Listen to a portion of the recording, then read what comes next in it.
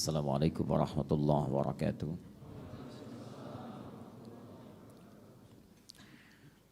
Alhamdulillahi wa kafa. Assalatu wassalamu ala rasulillahil mustafa wa ala alihi wa sahbihi wa man wafa. Amma ba'd, faya ibadallah, usi nafsi wa iyyakum bitaqwallahi faqad fazal muttaqun, fala tamutunna illa wa antum muslimun. فقال تعالى مذكرا بذلك يا أيها الذين آمنوا اتقوا الله حق تقاته ولا تموتن إلا وأنتم مسلمون. وقال يا أيها الناس اتقوا ربكم الذي خلقكم من نفس واحدة وخلق منها زوجها وبث منهما رجالا كثيرا ونساء واتقوا الله الذي تساءلون به والأرحام إن الله كان عليكم رقيبا. Saudara-saudariku dan pemirsa Akhir TV dimanapun Anda berada, alhamdulillah, syukur pada Allah Subhanahu wa Ta'ala, kembali kita masih mendapatkan kesempatan untuk hidup di dunia ini guna meniti sebagian bekal-bekal kehidupan kita untuk kembali menghadap Allah Subhanahu wa Ta'ala.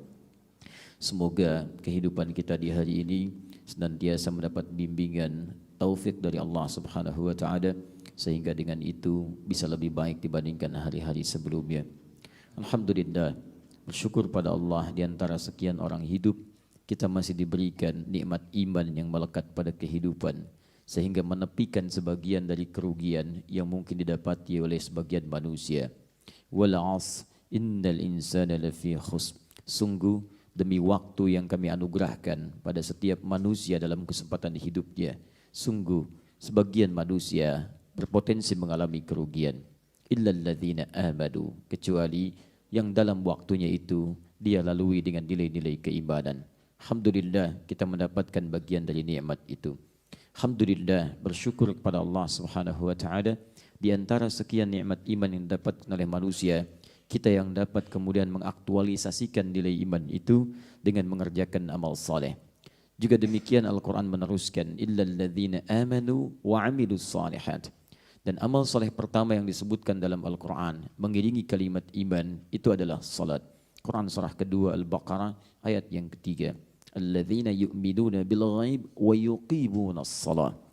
Yaitu orang-orang yang yakin kepada Allah walaupun belum tampak dalam pandangan nyatanya saat di dunia, tapi kemudian dia tetap yakin dan membuktikan keyakinannya dengan menunaikan salat. Di antara salat yang difardukan dalam amal saleh itu dijabarkan oleh Allah waktu-waktunya dan disebutkan kemudian kekhususan bagi sebagian waktu salatnya. Alhamdulillah, di antara sekian orang yang hidup, kitalah yang diberikan kekhususan di waktu itu untuk menunaikan salat subuh dalam waktu fajar secara berjamaah. Quran surah ke-17 Al-Isra ayat ke-78. Aqimis salata liduluki syamsi ila ghasaqid layli wa qur'anal fajr. Inna qur'anal fajri kana mashhuda. Sungguh di waktu fajar ini bukan sekedar salatnya saja yang penting, tapi alhamdulillah, insyaallah semua bacaan-bacaan, doa-doa kita, istighfar kita, itu bukan sekedar kita bacakan, tapi langsung dipersaksikan oleh Allah dan langsung dipersaksikan oleh para malaikat. Kata Nabi, tajtami'u malaikatul laili wan nahari fi salatil fajr. Malaikat siang dan malam berkumpul di salat fajar. Karena itu jika ada orang yang memahami dengan dalam tentang informasi ini, Nabi menyampaikan bima ma'na, tentulah mereka akan mendatangi keadaan fajar dengan cara merangkak sekalipun.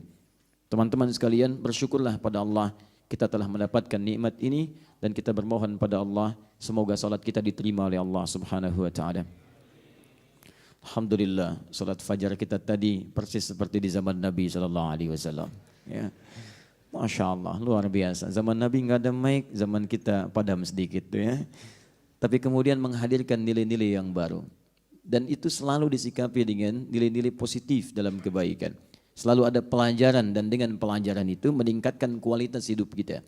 Kalau Allah tidak ingin memberikan sesuatu yang baru untuk meningkatkan, tidak akan diberikan ujian. Karena itu rumusnya dalam Al-Quran, ketika Anda mendapatkan ujian, jangan hadirkan keluhan. Karena tidak ada satupun ayat dan hadis meminta kita mengeluh. Kalau ada, saya akan jadi orang pertama yang mengeluh. Yang ada bahasannya di Quran meminta kita kemudian belajar dari semuanya itu. Silakan Anda cek Quran surah kedua Al-Baqarah ayat 214. Paling kanan di sebelah bawah.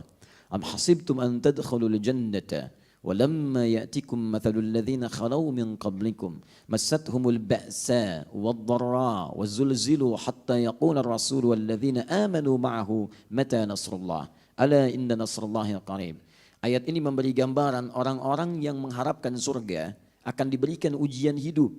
Supaya dengan ujian itu dia mendapatkan pahala. Sebab pahala itu bersanding dengan ujian. Kalau Anda pengen pahala, berarti Anda ingin diuji. Kalau tidak ada ujian, bagaimana mendapatkan pahalanya? Anda kalau nggak ikut ujian, Anda nggak akan dapat nilai.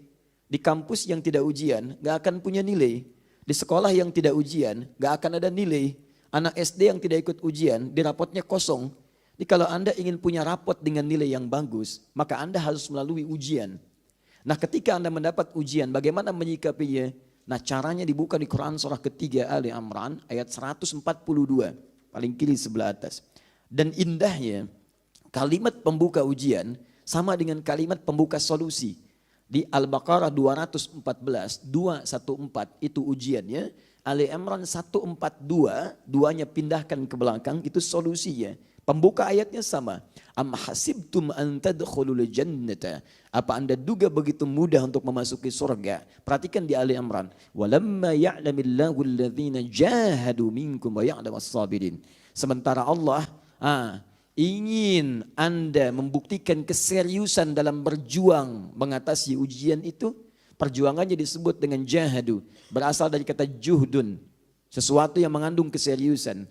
Dibagi pada 3 bagian. Ijtihad, keseriusan dalam merencanakan. Jihad, keseriusan dalam mempraktekkan apa yang direncanakan. Mujahadah, keseriusan dalam mengatasi gejolak-gejolak jiwa yang naik turun. Kadang semangat, kadang turun. Ketika itu mulai dipraktekkan. Wa ya'lamas sabirin, dan sabar dalam menjalaninya. Jadi kalau Anda mengalami satu ujian, pertama rencanakan bagaimana cara mengatasi itu ketika terjadi di kemudian hari. Lihat. Atau Anda pelajari kemungkinan begini. Jihad, setelah Anda tahu Anda praktekkan. Kita ambil contoh tadi. Pertengahan sholat misalnya listrik padam. Anda pelajari. Kenapa begini. Begitu selesai misalnya, berarti ke depan nanti seperti ini situasinya. Kalau ambil kaidah fikihnya boleh, namanya fikih aulawiyah. Setelah fikih ikhtilaf kita akan ambil fikih aulawiyah. Yang prioritas. Misal begitu padam, sebagian panitia boleh membatalkan sholatnya. Baik, kemudian dia betulkan dulu. Karena maslahatnya lebih tinggi di situ, itu aulawiyah namanya. Begitu nyala kembali, dia bisa bergabung kembali dalam safnya. Dan meneruskan salatnya, mengikuti berjamaahnya. Dan di situ pahalanya berganda. Pahalanya berganda.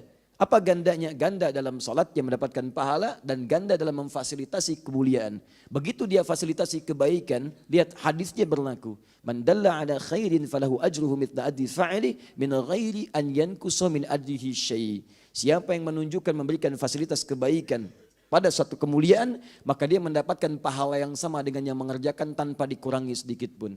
Masya Allah, begitu nyala kembali, suaranya terdengar kembali. Begitu suara terdengar, setiap ayat, setiap huruf, setiap kalimat yang disampaikan oleh imam, pahalanya ada bagi yang nyalain listriknya.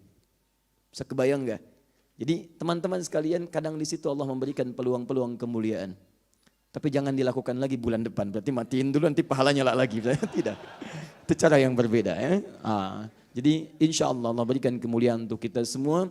Hadis Ibnu Majah nomor hadis 925. Setelah selesai salat, Nabi berzikir, di antara zikirnya dalam bentuk doa. Kemudian beliau bermohon, Allahumma inni as'aluka ilman nafi'a wa rizqan tayyiba wa amalan mutaqabbalan. Baik, kita coba lanjutkan kembali pembahasan kita dan mari kita fokus pada sisi bahasannya. Dan pemirsa dimanapun Anda berada, seperti kita mengetahui bersama bahwa kali ini pembahasan yang akan diangkat dalam kajian fikih ikhtilaf tentang hukum foto dan gambar. Untuk itu saya ingin ingatkan kembali tentang kaidah fikih ikhtilaf yang menjadi inti pembahasan kita. Ingat baik-baik, metode kita dalam membahas ini kita coba sekomprehensif mungkin, semenyeluruh mungkin dalam bahasan dengan kaidah-kaidah membahas dari mulai akar masalah, kemudian dari situ masuk kepada inti persoalan, menghadirkan solusi lewat dalil, dalil kemudian diperbandingkan satu dengan yang lainnya berdasarkan pernyataan para ulama, Setelah itu diambil perbandingannya, muqaranahnya dengan menghadirkan tarjih, mana yang paling kuat. Setelah itu kita hadirkan pilihan kepada para jamaah sekalian untuk memilih sekiranya mana yang paling memudahkan untuk diamalkan. Itu penting sebagai manhaj kita supaya diketahui turunan-turunan dari pembahasan kita. Jadi kita tidak akan menampilkan pendapat ini saja, tidak. Semua kita buka dan dengan pembukaan itu mana tarjihnya sehingga mudah untuk memilihnya. Itu satu. Yang kedua, ingat betul, hasil dari pembahasan fikih ikhtilaf adalah menghasilkan kualitas amalan yang sifatnya satu, bisa dilakukan dengan penuh keyakinan karena mendapati informasi dan argumentasi dalil yang dipandang kuat untuk dilaksanakan. Pernah kita bahas beberapa masalah, begitu masalah itu tuntas bukan untuk diperdebatkan karena fikih ikhtilaf menghilangkan khilaf. Jadi jangan sampai Anda belajar fikih ikhtilaf, jadi menggunakan itu sebagai amunisi untuk pandai berdebat. Saya tidak mengajarkan itu. Ingat baik-baik. Jadi hasil fikih ikhtilaf adalah melahirkan informasi yang kuat dengan argumentasi yang kuat dari dalil-dalil yang valid yang Anda gunakan untuk beramal dan share dengan orang lain dalam kebaikan. Jadi kalau ada yang belajar dengan kami fikih ikhtilaf hanya menjadikan amunisi untuk pandai mendebat orang lain, saya bersaksi pada Allah saya tidak pernah mengajarkannya. Baik, untuk itu teman-teman sekalian, penting bagi kita untuk bersikap dan meluaskan wawasan sehingga bersikap lebih mulia. Dan jangan cepat merespon sesuatu sebelum kita kumpulkan informasinya secara menyeluruh. Saya berikan pelajaran yang sangat penting. Dulu awal-awal saya ke Indonesia, saya pernah disoal. Oh ini bukan dai Salafi, ini dai Muhammadiyah. Lalu bertanya orang apa bedanya Salafi dengan Muhammadiyah dengan ormas yang lain. Saya jelaskan, kalau Salafi itu manhaj.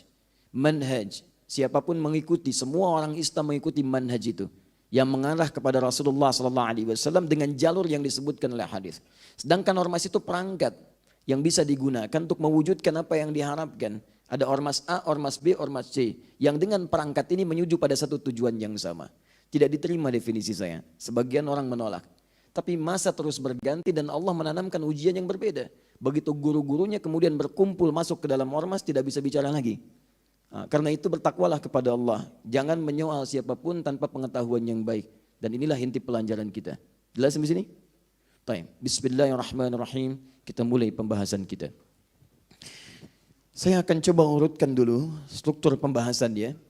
Supaya saat kita bisa menyimpulkan di akhir kesimpulan berdasarkan keterangan para ulama, kesimpulan kita sudah maksimal untuk didapatkan. Insya Allah hari ini saya juga bawakan kitab. Dan setiap pertemuan saya akan bawakan kitab untuk mengenalkan satu-satu apa yang kiranya referensi terbaik yang bisa jadi patokan bacaan kita. Yang saya bawa insya Allah sebagian besarnya adalah hal yang sangat simpel untuk dipahami. Tapi dalilnya cukup kuat dan terstruktur pembahasannya. Ya insya Allah ini saya bawakan salah satu kitabnya Rawa'i'ul Bayan fi Tafsiri Ayatil Ahkam. Disingkat Tafsir Ayat Ahkam. Karangan Syekh Muhammad Ali As-Sabuni. Ya ini Masya Allah seorang yang sangat mulia, seorang yang penuh dengan ilmu dan insya Allah bukunya sangat bermanfaat untuk kita. Ini saya bawakan aslinya masih berbahasa Arab, tapi ada terjemahan dalam bahasa Indonesia. Baik saya urutkan dulu, ada yang belum dituliskan di sini dalam struktur awalnya, mengapa kemudian ada hukum-hukum ramai dibincangkan tentang foto dan turunan-turunannya. Saya tuliskan dulu kisahnya supaya Anda paham struktur pembahasannya. Satu, kita ambil di Quran dulu. Quran, ini asal mulanya. Surah ke-71, surah Nuh. Kemudian kita turunkan misalnya ayat ke-23-nya. Setelah itu, kita sambungkan dengan cepat teman-teman sekalian. Ke bawah lagi. Kita ambil turunannya Quran surah Saba, surah 34, ayat 13. Kemudian kita langsung saja ke zaman Nabi SAW. Turunkan sini. Ambil Quran surah 53, An-Najm, ayat 19 sampai dengan ayat 20. Ini akan jadi awal perbincangan bahasan kita. Dari sini kemudian muncullah hal-hal terkait turunan dari sini tentang masalah foto dan turunannya, gambar dan turunan-turunannya. turunan itu bisa mengarah kepada patung misalnya, dan seterusnya. Atau asalnya bisa dari sini, bisa turun ke sini. Dari sini nanti kita akan turunkan hadis-hadis Nabi SAW dan kita akan bacakan pada sebagian turunan dalil yang disebutkan oleh ulama kita pada pembahasan yang dimaksudkan. Baru nanti di akhir kita simpulkan hukumnya. Baik, karena waktu kita terbatas, kita mulai bahasan kita. Bismillahirrahmanirrahim. Saat Allah Subhanahu wa taala menurunkan Nabi Adam dan istri beliau untuk memulai awal tugas sebagai khalifah. Karena ketika Adam diciptakan alaihissalam pun demikian dengan istrinya yang akan berketurunan, tegas dijelaskan fungsi hidupnya itu bukan di langit tapi di bumi. Quran surah kedua Al-Baqarah ayat yang ke-30, paling kiri sebelah atas. Wa idh qala rabbuka lil malaikati inni ja'ilun fil ardi. Saya akan menjadikan, memberi tugas di bumi, bukan di langit, bukan fis sama.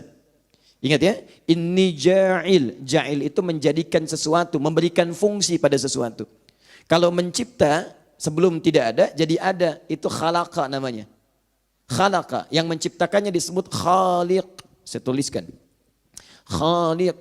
Jadi ketika Allah menciptakan Nabi Adam alaihissalam, dari tidak ada menjadi ada, Allah menyebut dirinya dengan khaliq. Quran surah ke-15 ayat ke-28.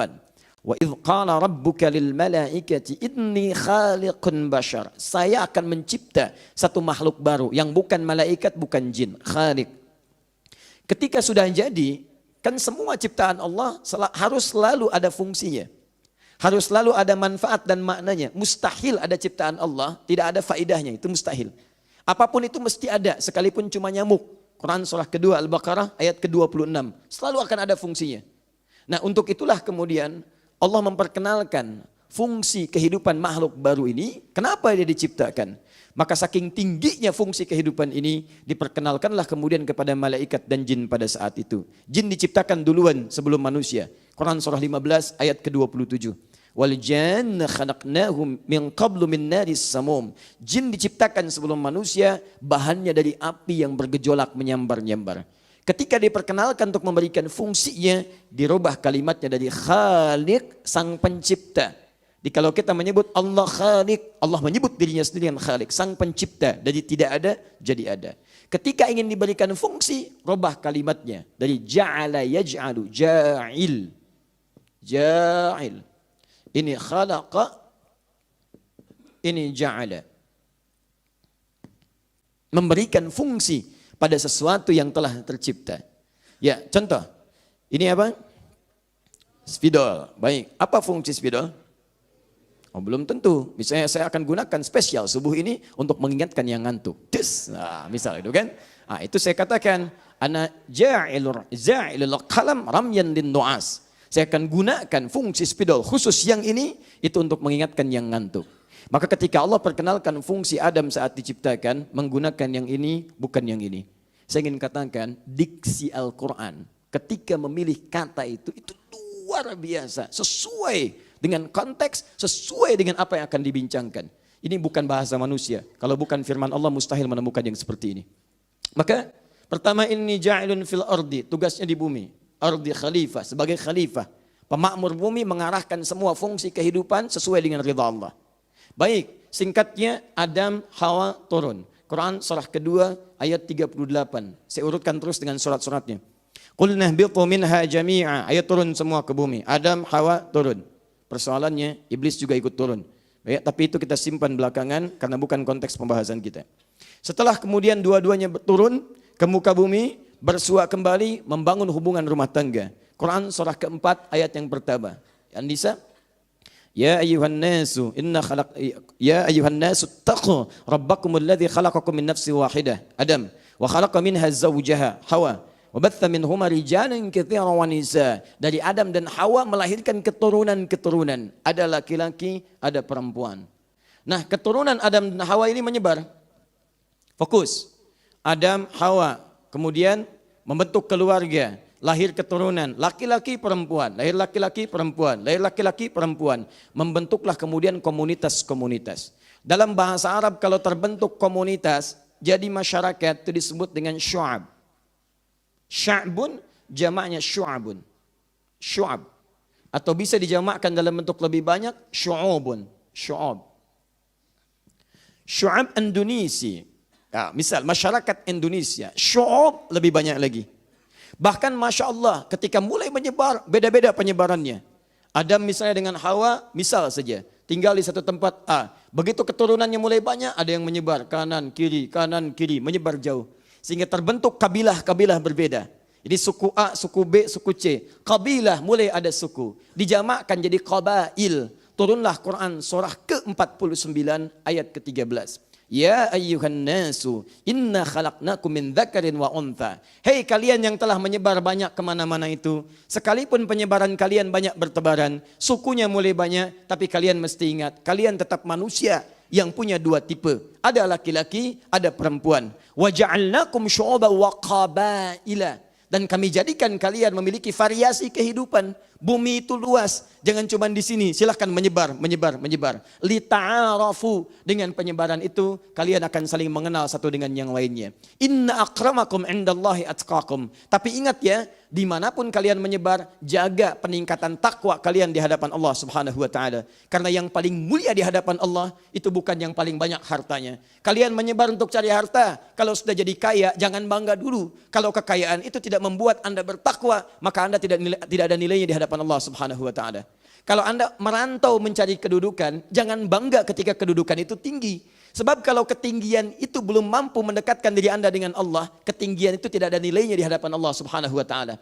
Dan paling aneh, kalau Anda diangkat jabatan tinggi lagi, sampai Anda semakin tinggi, belum juga kenal Allah, harus dibuat setinggi apa lagi? Apa diharuskan Anda sampai menyundul langit, sampai Anda kenal betul bagaimana mendekat kepada Allah? Nah, ini poinnya. Jadi begitu ini diminta, dijaga. Terjadi persoalan. Saya agak cepat sedikit supaya mudah dipahami strukturnya. Jadi begitu ini mulai menyebar, Nabi Adam sudah meninggal dunia karena beliau manusia, setiap manusia akan wafat. Datang maut, Quran surah 3 ayat 185. Diambil oleh malakul maut, Quran surah ke-32 ayat 11. Pulang dalam keadaan tenang menghadap pada Allah Subhanahu wa Ta'ala. Tersisa ini. Saat menyebar, iblis mulai memainkan perannya. Dia telah berjanji kepada Allah, dia minta kesempatan agar bisa membuktikan diri bahwa dia lebih hebat dibandingkan dengan Adam. Maka saat Adam Hawa turun ke bumi, dia pun minta ikutan turun. Dan memohon kepada Allah diberi kesempatan menyesatkan anak cucu Adam. Kemudian Allah pun ingin membuktikan bahwa hamba-hamba Allah ini bisa melawan dan memberikan perlawanan positif dengan cara terbaik dari godaan-godaan iblis. Untuk membuktikan diri sebagai hamba terbaik. Maka turun Quran surah keempat ayat 119. Iblis minta peran untuk menggoda anak cucu Adam dan menyesatkan mereka bahkan dari kanan, kiri, depan, belakang. Seperti disebutkan di Al-A'raf sampai dengan bahkan Al-Hijr sampai ayat ke-40-nya. Intinya di antara sekian manusia ada yang mulai tergoda dari godaan-godaan yang disampaikan oleh iblis dengan pasukannya setan itu. Singkatnya mendekat kepada awal masa Nabi Nuh alaihi salam. Fokus baik-baik. Sekitar 6 generasi dari Nabi Adam alaihissalam. Nuh alaihissalam bin Mikhlail bin Matushala bin Kinan bin Anwas bin Thith bin Adam alaihissalam. Satu generasinya itu bisa ribuan tahun. Karena Nabi Nuh sendiri itu berdakwah 950 tahun. Fokus baik-baik. Begitu mendekat ke masa Nabi Nuh alaihissalam, masih ada orang-orang saleh yang kemudian membimbing masyarakat untuk dekat kepada Allah. Persoalannya ada yang dikenal dengan 5 orang saleh. Disebutkan di Quran surah 71 ayat 23. Satu pertama namanya Wadda. Yang kedua namanya Suwa. Yang ketiga namanya Yaghuth. Yang keempat namanya Ya'uq. Yang kelima namanya Nasra. Ada 5 orang saleh yang memberikan pendalaman pada masyarakat seketika itu. Dengan akhlak yang mulia, dengan ketaatan kepada Allah. Secara singkat, 5 orang ini kemudian sesuai dengan ajalnya wafat menghadap kepada Allah Subhanahu wa Ta'ala. Beberapa masa sebelum Nabi Nuh diutus menjadi rasul. Nah, tibalah kemudian iblis datang memberikan susupan godaan-godaannya dengan cara yang halus. Karena masyarakat merasa kehilangan pada saat itu, merasa ada sesuatu yang berbeda dalam kehidupan masyarakatnya, maka muncul godaan-godaan. Sudah, tenang saja untuk mengingat mereka. Siapa tahu dengan ingatan itu memberikan ketenangan. Maka dibuatkanlah secara singkat patung-patung 5 orang ini.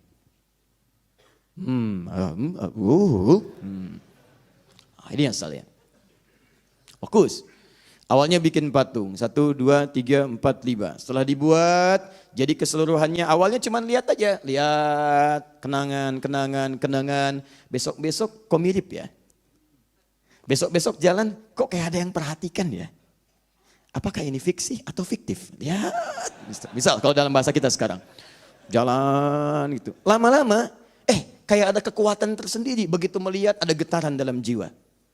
Begitu melihat lagi, kalau saya datang ke situ kayaknya kok membantu kekuatan. Iblis mulai bermain di situ. Maka jadilah kemudian mereka perlakukan lebih daripada biasanya. Mulai datang ke situ. Mulai jadikan wasilah untuk meminta. Lama-lama mintanya ke situ. Mulai kemudian ngasih beberapa hal. Mulai dari makanan. Mulai dari kemudian buah-buahan. Disimpan. Kok bisa kami nyimpan malam? Besok-besoknya paginya hilang. Dia tidak tahu kalau ada orang lain lapar kemudian mengambilnya. Misal, kan? Tapi apa yang terjadi? Dijadikanlah kemudian 5 orang ini, 5 tokoh ini yang telah kemudian dijadikan sebagai patung ya untuk monumen mengenang pada awalnya, jadilah kemudian bahan sesembahan. Sesuatu yang disembah disebut dengan ilahun, jamaknya disebut dengan alihatun. Dipertuhankanlah 5 patung ini, bahkan dianggap sebagai Tuhan. Alihah jamaknya. Ketika mulai menyimpang, lihat kasih sayang Allah kepada setiap hambanya. Allah tidak menginginkan setiap hamba yang lahir suci pulang dalam keadaan kotor. Ketika lahir suci, fitrah. Kata Nabi, kullu mauludin yuladu alal fitrah. Di antara makna fitrah, Quran surah ke-30, ayat ke-30. Di antara makna fitrah adalah memiliki nilai kedekatan dengan Islam. Menuju Allah subhanahu wa ta'ala. Fa'aqim wajhaka lid-dini hanifa. Tegakkan dirimu untuk memenuhi ketentuan ad-din. Dengan cara yang benar. Fitratallahi allati fataran nasa alaih. Dan menegakkan nilai agama itu fitrah kehidupan bagi seluruh manusia sejak dia dilahirkan. Makanya setiap manusia ada kecenderungan untuk mendekat kepada Rabbnya. Apa yang disebut dengan ad-din? Quran surah ketiga ayat 19. Inna dina indallahil Islam. Itu Islam. Apa yang disebut dengan Islam? Hadis riwayat Muslim, nomor hadis yang ke-8. Ketika Nabi ditanya oleh malaikat tentang Islam untuk memberikan gambaran pada umatnya, mal Islam antashhada adda ilaha illallah wa anna Muhammad Rasulullah. Engkau bersaksi menuhankan Allah satu-satunya Tuhan yang layak disembah, tidak ada yang lainnya. Jadi la ilaha illallah itu fitrah manusia. Bahkan sejak dalam kandungan 4 bulan sudah terjadi dialog untuk menetapkan fitrah itu. Quran surah ke-7 ayat 172. Wa idh akhadha rabbuka min bani Adam min zuhurihim dzurriyyatahum wa ashhadahum ala anfusihim alastu bi rabbikum qalu bala syahidna kami bersyahadat asyhadu an la ilaha illallah. Dalam kandungan syahidna. Makanya ketika lahir fitrah dan sifat kasih sayang Allah yang dalam lebih dari semua jenis kasih sayang yang terdapat di seluruh semesta ini. Allah tidak menginginkan seorang hamba lahir fitrah suci kembali dalam keadaan kotor. Karena itulah ditugaskan dari kalangan makhluk manusia ini seseorang yang ditunjuk langsung oleh Allah Subhanahu wa taala, dipilih dengan kriteria tertentu untuk mengingatkan, mendidik, mengembalikan dan membimbing manusia yang mulai menyimpang sehingga kembali kepada fitrahnya. Baik. Ketika diberikan risalah, tugas, risalah, message. Nah, orang yang diberi risalah disebut dengan Rasul. Kemudian dipilih untuk diberi tugas disebut dengan istofa namanya. Istofa yastofi. Kalau dipilih biasa disebut dengan ikhtara. Ikhtara orangnya mukhtar. Mukhtar orang yang terpilih. Terpilih apa? Terpilih secara umum. Bisa dipilih oleh pasangannya, bisa dipilih dalam keadaan tertentu. Tapi kalau dipilih untuk diberikan tugas tertentu yang mulia, itu disebut dengan istofa yastofi. Orangnya disebut dengan Mustafa. Quran surah ketiga Ali Imran dari ayat ke-33-nya. Paling kiri sebelah atas. Inna Allah astafa Adam wa Nuha wa ala Ibrahim wa ala Imran ala alamin. Kalimatnya menggunakan istafa. Sungguh Allah telah memilih Nabi Adam. Dipilih oleh Allah sebagai manusia pertama. Diberi tugas turun ke bumi. Wa Nuha. Setelah Adam itu Nuh alaihissalam. Ditugaskanlah Nabi Nuh alaihissalam untuk meluruskan kembali hal-hal penyimpangan yang tadi telah dimulai dengan 5 patung yang dipertuhankan ini. Jelas sampai sini? Maka Nuh turun. Kemudian mulai berdakwah. Ketika berdakwah itulah kemudian mereka mengatakan, lihat dengan kalimat mereka. Quran surah 71 ayat 23. Ketika Nuh berdakwah, sudah muncul tokoh-tokoh penyembahannya. Dan umumnya tokoh ini ketika mulai mereka tampil, itu mereka sadar bahwa apa yang mereka kerjakan salah. Cuman kadang-kadang tidak ingin kehilangan ketokohan yang telah melekat pada diri mereka. Atau kadang-kadang tidak ingin kehilangan materi yang telah kadung didapatkan dari proses yang telah mereka dapati itu. Maka mereka katakan, wala tadharunna alihatakum.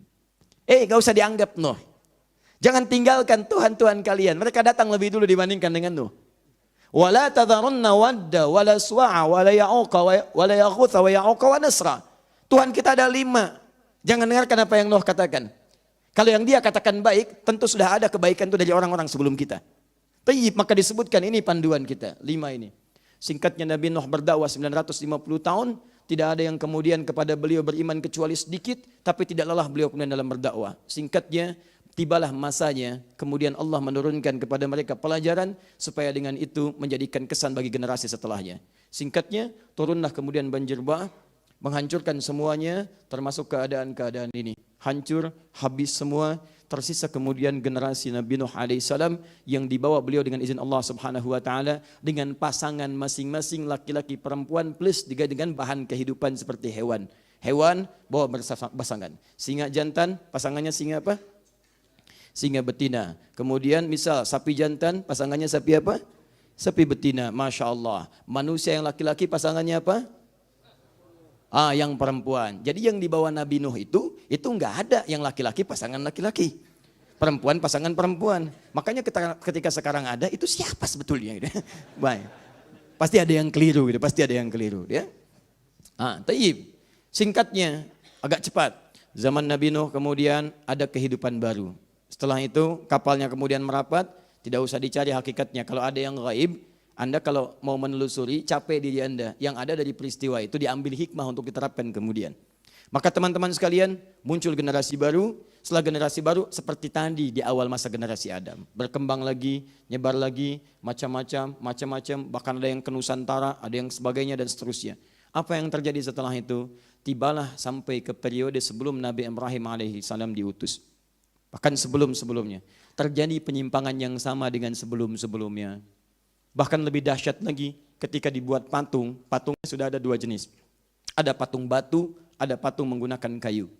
Patung batu disebut dengan wathanun. Wathanun. Jamaknya awthanun. Awthan. Hamzah, waw, tha, alif, nun. Nanti Anda ketika baca Quran, Anda akan menemukan kalimat ini. Itu namanya patung batu. Baik ya? Jadi kalau ada orang yang sekarang ikut-ikutan bikin patung batu, dia telat karena dulu sudah ada. Ya. Kemudian yang kedua, sanamun, sad, nun, mim, sanamun. Jamaknya disebut dengan asnamun, asnam. Fokus. Dibuat. Singkatnya saya langsung masuk ke fase Nabi Ibrahim alaihissalam. Begitu zaman Nabi Ibrahim disaksikan bahkan orang terdekat beliau itu tokoh pembuatnya. Masyarakatnya kemudian sudah menyembah apa yang dibuat. Nabi Ibrahim bingung. Kok bisa bapak saya yang bikin, mereka yang menuhankan? Kan ini bikinan bapak saya yang bikin. Ya, tak tiktuk, jadi simpen, disembah-sembah. Kok bisa? Bapak saya yang bikin dengan tangannya, yang dibikin gak bisa ngapa-ngapain. Bahkan bapak saya yang buatnya, bicara tidak bisa, makan tidak bisa, ditanya tidak menjawab, dipukul tidak membalas.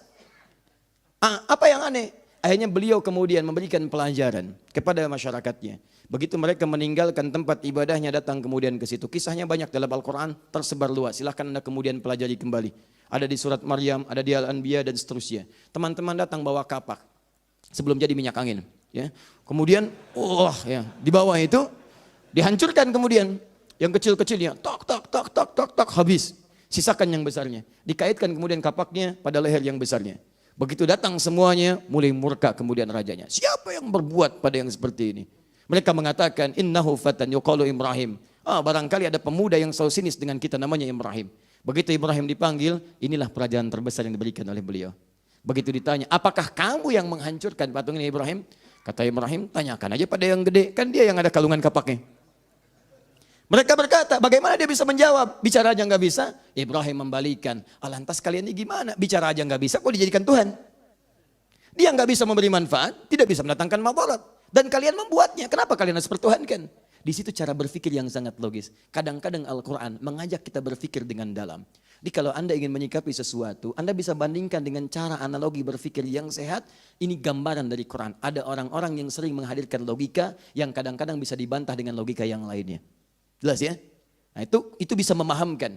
Nah akhirnya apa yang terjadi? Marah, kita sudah paham kisahnya, ini sempat dibakar, tapi kemudian juga ditolong oleh Allah Subhanahu wa Ta'ala. Kalau Anda konsisten dalam dakwah, sekalipun terbakar keadaan diri Anda, banyak hal persoalan dalam hidup Anda, hilang dibakar musuh sekitarannya, tapi itu semua ternyata kalau dibaca dengan iman adalah kumpulan pahala-pahala yang mempercepat langkah Anda ke surga. Jika air mata Anda banyak mengalir, untuk menangisi satu ujian dalam kehidupan, biarkan dia terus mengalir sampai kering. Sehingga satu saat ketika Anda mendapatkan ujian lagi, tidak ada air mata lagi yang mengalir karena Anda sudah siap menghadapinya. Bikin status.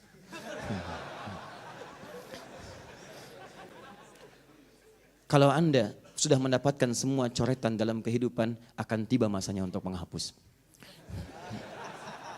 Itu poinnya. Sekalipun Anda mesti melakukannya sendiri, tidak ada masalah. Baik.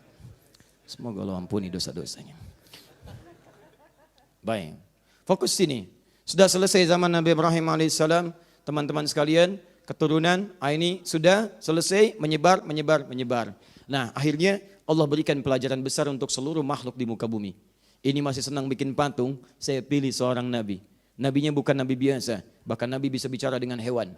Masya Allah, jangankan hewan yang paling besar seperti gajah, hewan paling kecil seperti semut bisa mendengar suaranya, bahkan bisa berdialog dengan dia. Bisa bicara dengan burung, bisa menaklukkan awan. Jangan kira Sun Gokong datang belakangan, dia yang hebat menaklukkan awan. Ada awan kinton, awan macam-macam, tidak. Jauh sebelum itu ada sesuatu yang lebih hebat dibandingkan seluruhnya. Kenapa? Baik. Iya, saya hafal itu. Saya nggak pernah nonton, nggak ada kerjaan itu. Cuman saya hafal penulisan, suka baca. Itu karya Yusuke Watanabe, ya itu karya dia itu. Yusuke Watanabe dia yang nulis pada saat itu. Ada tokohnya, tapi bukan pembahasan kita saat ini. Ya, awan kinton datang klik, ya Kamehameha dan sebagainya itu. Saya hafal. Baik, musuhnya Piccolo dan seterusnya. Sudah selesai. Sudah lihat sini. Nah, dan diberikan pelajaran besar sampai jin ditaklukkan. Dan jin-jin itu diperintahkan oleh Sulaiman, ya alaihissalam namanya. Nabi Sulaiman memerintahkan semua kalangan-kalangan, baik jin macam-macam dan sebagainya, untuk bertekuk lutut dengan izin Allah Subhanahu wa Ta'ala. Maka mereka diperintahkan diantaranya untuk membuat sebuah ornamen-ornamen di istananya, dan Nabi Sulaiman memberi pelajaran, ini bukan Tuhan, ini bukan Tuhan, ini bukan Tuhan, rendahkan di hadapan beliau. Apa yang dimintakan untuk dibuat? Ya'maluna ma yasha' bin mahariba wa tamathila wa jifan. Quran surah 34 ayat 13. Ini poinnya. Ya'maluna ma yasha. Mereka diperintahkan para jin dan seterusnya untuk melakukan, membuat apa yang diinginkan. Semua yang dikehendaki oleh Sulaiman dengan izin Allah Subhanahu wa Ta'ala dibuat oleh mereka. Apa diantaranya? Min mahariba, mihrab. Masya Allah. Ornamen-ornamen terindah dibuat dan seterusnya. Watamathila, dan patung-patung. Di zaman Nabi Sulaiman. Perhatikan turunan struktur dari pembahasannya. Patung-patung di zaman Nabi Sulaiman dibuat pada saat itu oleh para jin dan seterusnya. Tapi diperkenankan oleh Allah itu jadi. Apa yang ingin ditunjukkan? Untuk direndahkan. Ini bukan Tuhan, ini bukan Tuhan, ini bukan Tuhan. Saya jadikan ornamen yang diam, yang tidak ada nilainya sama sekali. Untuk memberikan pelajaran pada seluruh umat pada saat itu, tidak ada yang layak dipertuhankan kecuali Allah Subhanahu wa Ta'ala. Paham ya?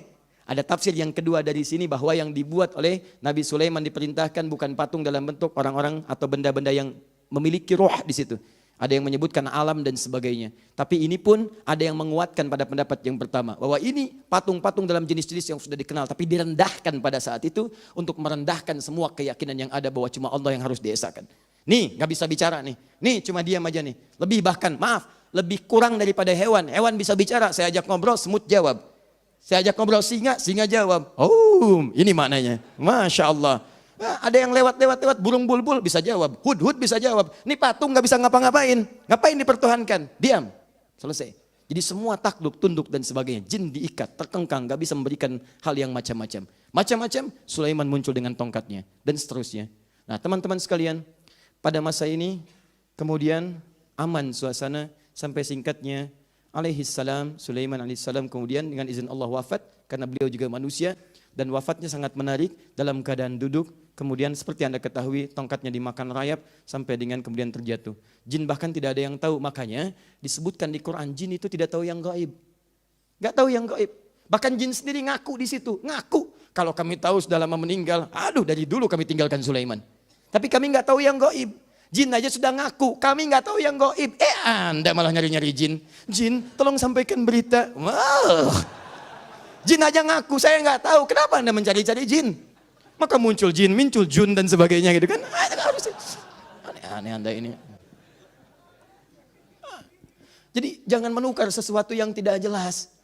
Kalau ada orang mengaku salah, jangan dibela kesalahannya. Ini kadang-kadang sekarang terjadi sesuatu yang ironis. Orang sedang ngaku salah, kok saya minta maaf. Saya salah, ternyata adzan lebih merdu dari yang lainnya misal itu kan. Terus Anda bela lagi, orang yang sedang ngaku salah, Anda bela-belain. Yang ada itu didoakan, dibimbing, diarahkan. Jadi ketika Anda membela seseorang sedang mengaku salah, masalahnya bukan pada orang itu, masalahnya pada Anda. Itu persoalannya. Yang benar diolok-olok, yang salah dibela-bela. Anda sebetulnya siapa? Anda lebih daripada jin.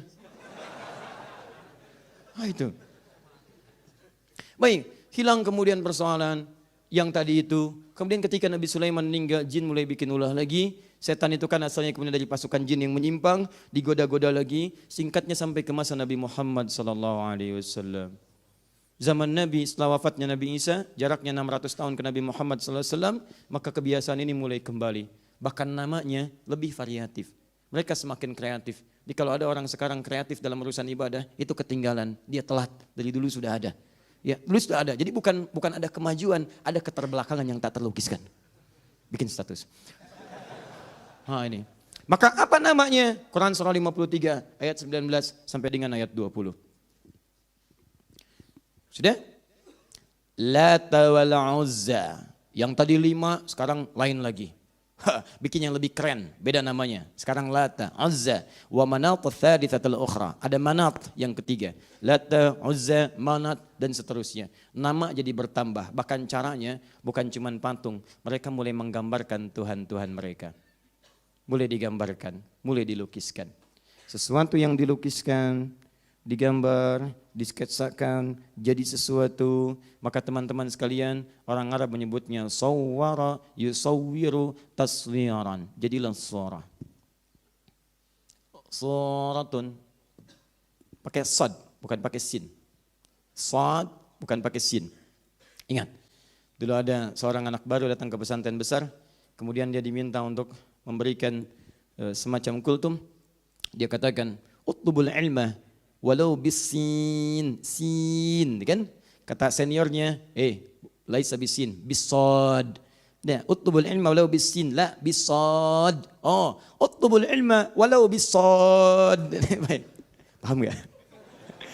Jadi Cina itu bahasa Arabnya as-sin pakai sad, begini sin, as-sin pakai sad. Dia menyebut pakai sin kecil. Utlubul ilma walau bisin pakai sin begini. Kata seniornya jangan pakai sin, pakai sad. Utlubul ilma walau bisin, bukan bisin. Si anak gak paham. Dia katakan utlubul ilma walau bisad. Ambil ke sini teman-teman sekalian. Surah dibuat sketsa gambar. Jadi sejak masa Nabi Muhammad SAW di awal masa, itu mereka sudah membuat gambar-gambar, lukisan-lukisan tentang Tuhannya. Paham? Kemudian setelah itu ada bentuk yang kedua. Setelah tidak puas dengan dilukis, diterjemahkan, dibuat langsung. Sketsa jadi, dibikin kemudian bentuknya menjadi patung-patung. Di patung ada, lukisan juga ada. Di lukisan gambar itu turunan asalnya dari patung-patung yang dibuat, dikembangkan kemudian jadi terbalik. Sketsa dibuat jadi patung dan seterusnya. Bahkan kemudian menyebar.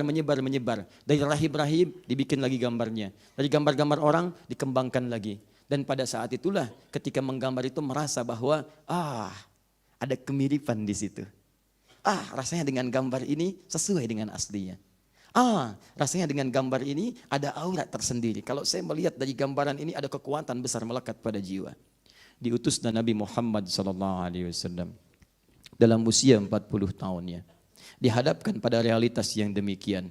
dan sangat sulit mengakar ketika akan diluruskan. Sampai 13 tahun di Mekah belum mempan juga. Persis sama seperti tulisan ini ketika akan dihapuskan sulitnya luar biasa. Ya, butuh partner untuk membantu itu. Sampai Nabi SAW juga mengajak partner-partner tertentu. Ya, ada Abu Bakar As-Siddiq dan yang lainnya untuk merespon kemudian ajakan Nabi hijrah ke Madinah. Baik. Baik. Teman-teman sekalian, banyak terjadi ketika hijrah ke Madinah, dicarikan kendaraan yang sesuai, tuh kan, tapi kendaraan ini bisa dilalui dengan tapak-tapak yang bagus, ada bimbingan, luas, tidak ada kemacetan, tidak ada gangguan. Berbeda dengan zaman sekarang, kadang-kadang kita parkir sesuatu menghalangi orang lewat. Karena itu penting dibacakan informasi ini. Pemilik Expander RB4 D1653 4 Romawi di depan pintu masuk Abai, ya. Mohon disesuaikan. Mohon disesuaikan. Ini expander, Outlander, expander. Oh, sebab tulisannya expander, gitu ya. Baik. Setahu saya tidak begini, ya. Baik, sama dengan orang Sunda katanya F dibaca P, ya. Itu tidak tepat, itu fitnah itu. Nah, itu. D1653 ya, kemudian 4 Romawi, mohon disesuaikan. Baik teman-teman sekalian, maka secara singkat Nabi SAW setelah hijrah ke Madinah, kemudian situasi mulai stabil, mulai ada pengikut-pengikut yang mulai memahami dengan baik, menyambut dakwah beliau. Secara singkat, mulailah kemudian Islam mulai mengakar di Madinah, sampai kemudian datanglah ke Mekah kembali untuk menyebarluaskan dengan baik dan terjadi Fathu Mekah. Secara singkat selesai dakwah dengan mulia. Islam kemudian total berada di Jazirah Arab, bahkan mulai dikirim utusan ke beberapa luar Jazirah Arab untuk mengenal risalah Islam. Kemudian muncullah hal yang pertama dilakukan oleh Nabi. Apa yang pertama kali dilakukan ketika datang ke kota Mekah dalam peristiwa Fathu Mekah? Nabi menghancurkan semua jenis hal yang dipertuhankan, mulai dari kemudian patung-patung, baik di dalam Ka'bah ataupun sekitaran Ka'bah. Dalam Ka'bah ada patung dulu, keluarin patungnya, hancurkan, tahtim. 1, 2, 3, 4, hancurkan semua. Kemudian tulisan-tulisan disobek-sobek. Termasuk tulisan-tulisan yang dilekatkan sekitaran Ka'bah yang tidak sesuai dengan kemuliaan-kemuliaan yang menghadap kepada Allah Subhanahu wa taala. Misal, ada yang diganti, ada yang disobek. Yang diganti itu syair-syair. Karena dulu orang jahiliyah punya kebiasaan, mereka kumpul di setiap akhir pekan di pusat-pusat hiburan namanya aswaq. Suq Dumatul Jandal, Suq Uqad dan sebagainya. Puncaknya di dekat sekitaran Ka'bah. Itu pertandingan paling tinggi di situ kompetisinya. Jabal Qubais yang sekarang jadi Istana Raja. Itu mereka untuk menentukan penyair yang terhebat, pujangga paling bagus itu akan tanding di situ. Ya, mereka datang, ada Imrul Qais, ya itu Amir Syu'ara, itu pimpinan pujangganya, pangeran pujangganya. Ada Al-Khutai'ah, ada Nabi Adhibyani. Mereka pada di situ tampil. Imrul Qais dengan andalannya menggunakan rumus tawil. Tawilun lahu dunal bukhari fadailu, fa'ulun mafa'ilu, kifa nabki min dzikri habibin wa manzili, bisaqtili wa baina dakhuli fahaumali, dan yang lainnya. Yang paling bagus nanti qasidahnya. Qasidah itu adalah kumpulan dari bait syair yang berjumlah 7 bait. Kalau sudah 7, nanti digabungkan jadi satu, disebut dengan qasidah. Diturunkan semuanya, dituliskan dengan tinta emas. Nah, tulisan tinta emas ini ditempelkan di dinding Ka'bah pada saat itu. Untuk mengenalkan, ini loh yang paling bagus syairnya. Sedangkan rahib yang paling hebat, jimat-jimat yang ditempel. Gambar-gambar poster-poster ketuhanannya, yaitu yang patung-patung tadi. Plus patung di dalamnya. Nah, tiba masa Islam dihancurkan patung-patung, syair-syair tadi diganti, tulisannya tetap dengan tinta emas, tapi diganti dengan ayat Al-Quran. Yang sekarang dikenal dengan kain kiswah Ka'bah. Jelas ya? Maka dihancurkan oleh Nabi, habis semuanya, cuman masyarakat ada sebagian belum mengetahui apakah yang dilarang ini hanya patung-patung dan lukisan-lukisan ketuhanan saja atau gambar-gambar yang lainnya kemudian tidak dilarang. Terjadilah beberapa peristiwa, sebagian masih ada yang melukis, tapi bukan patung-patung. Ada yang lukis hewan, ada yang lukis manusia, ada yang macam-macam. Sampai kemudian di antara sekian lukisan itu ada yang jadi gorden bergambar. Nabi berumah tangga dengan Sayyidah Aisyah. Begitu beliau akan menutup gordennya, tiba-tiba Nabi melihat itu. Maka kemudian Nabi SAW meluruskan keadaan itu. Nabi mengatakan dengan kalimat yang nanti kita akan bacakan hadis-hadisnya. Ya Aisyah, kalau dalam bahasa kita, Allah murka dengan keadaan itu. Saya tidak suka dengan demikian. Kalau dalam bahasa kita. Maka Aisyah seketika menyobek-nyobek itu, tapi menariknya beliau bukan membuangnya. Beliau jadikan sebagai bantalan, kain bantalan yang direndahkan dengan itu bisa ditiduri, bisa diduduki dan sebagainya. Dan Nabi ternyata tidak melarangnya. Nah, dari situ semua kita akan perhatikan ada kalimat Nabi melaknat orang-orang yang masih senang menggambar dan melukis. Ada kondisi tertentu Nabi membiarkan. Disitulah kemudian menjadi ikhtilaf dari kalangan para ulama. Mana yang boleh, mana yang tidak boleh. Termasuk perkembangan sampai dengan foto kekinian. Apakah itu haram ataukah itu kemudian halal. Itu yang coba kita akan bacakan hadis-hadisnya. Begitu ciklik. Apa hukumnya tuh? Pengajian haram. Pengajian haram karena ada fotonya misalkan. Apakah seperti itu atau tidak? Baik. Awas karena ini penting. Jangan sampai terjadi. Ibu siap-siap ya Bu ya. Ibu akan diambil fotonya untuk paspor. Begitu mau dipoto, jangan lakukan. Kenapa? Haram. Itu kita lihat ya. Apakah seperti itu atau bukan? Bismillahirrahmanirrahim. Sekarang kita masuk ke hukumnya. Maaf, paham ini sampai sini? Baik, alhamdulillah. Saya ingin Anda mengerti dulu strukturnya pembahasan dari awal sehingga mengetahui kemudian jalan pembahasan kita. Jangan ujuk-ujuk langsung kesimpulan. Begitu Anda menerima kesimpulan begitu aja, Anda nggak akan paham dalam prakteknya dan terjadi inkonsistensi nanti. Sekali ini haram, besok jadi halal. Kan? Begitu butuh halal, nggak butuh jadi haram lagi. Kan repot gitu kan? Mau pernikahan, kirim fotonya dong. Aduh itu haram, tapi kan ini darurat. Baiklah halal kali ini aja, nggak bisa. Bismillahirrahmanirrahim. Mari kita mulai. Saya mulai ke kitab ya, supaya nanti kita bisa menguatkan argumentasi sekaligus menepis dugaan. Oh itu pendapat pribadi, tidak. Ini adalah keterangan para ulama yang dilangkum dalam kitab. Dan masalah ini sudah selesai, cuman kita butuh untuk menguatkan kembali. Ma huwa hukmut tamathil was suwar fi syari'atil islamiyah? Apa hakikat hukum daripada patung-patung dan gambar-gambar dalam syariat Islam? Sekarang kita tampilkan dulu teman-teman sekalian dalil-dalil yang melarang itu. Dalam konteks apa kemudian dilarang? Pertama, ada di kalangan para ulama nanti yang berpendapat keharaman mutlak. Saya tuliskan pendapat para ulama, haram mutlak. Ini yang berhati-hati. Haram mutlak. Ini periode dulu ya. Jadi apapun jenisnya, mau gambar apapun, sepanjang dari yang bernyawa, ada rohnya, bernyawa. Ingat, pembahasan kita ini pada gambar yang bernyawa, bukan selain ini. Jadi kalau Anda gambar misalnya pohon-pohon, ya kan? Air, pemandangan, kan itu nggak ada masalah. Itu sepakat semua ulama itu nggak ada masalah. Yang jadi persoalan gambar-gambar dari yang bernyawa, manusia, hewan, ya dan seterusnya. Nafas dengan ini. Itu pendapat pertama mengatakan ini haram mutlak. Apa dalilnya? Jadi kalau melukis ingat saya katakan nih mulai dari pendapat ulama dahulu ya, yang konvensional, yang terdahulu, yang belum ada pada masa itu fotografi, ingat. Yang belum ada pada masa itu handphone, yang belum ada pada itu kebutuhan KTP, paspor dan sebagainya. Jadi mereka memandang ini haram mutlak, nggak boleh orang gambar-gambar sesuatu. Ya, apa kemudian dalil-dalilnya? Pertama, mari kita turunkan. An-Nassul Awwal, dalil yang pertama, ma rawahul Bukhari wa Muslim an Aisyah radhiyallahu taala anha an Rasulillah sallallahu alaihi wasallam annahu qala. Diriwayatkan oleh Al-Bukhari dan Muslim, sahih keduanya. Dari Sayyidah Aisyah, semoga Allah meridai kepada beliau, dari Nabi sallallahu alaihi wasallam bersabda, "Asyaddun nasi 'adzaban yaumal qiyamati alladziina yudahi'una bi khalqillah." Awas, orang-orang yang paling keras siksaannya, asyadd, paling keras siksaannya. Jadi kalau ada orang yang disiksa di neraka misalnya, mohon maaf, ini dipukulnya pakai tempat tisu, yang ini lebih keras lagi, pakai batu sekalian. Degik, ya kan? Ada orang yang cuma dicelupkan ke neraka, cuma itu bukan cuma biasa ya, cuma dengan segala sakit di dalamnya. Quran surah keempat ayat 56, begitu dicelupkan hancur semuanya, celupkan. Ini lebih keras lagi, tarik sekencang-kencangnya celupinnya, gitu kan, naikin lagi, akhirnya paling keras. Siapa dia? Lihat alladzina yudahi'una bi khalqillah, yaitu orang yang mencoba-coba memirip-miripkan penciptaan Allah Subhanahu wa taala. Sehingga dengan itu terkesan seakan ingin menyaingi ciptaan Allah. Yudahin, kalimatnya yudahi'u, bukan yushabihu lagi. Jadi bukan tasyabuh lagi, tapi mudahat. Mudahat.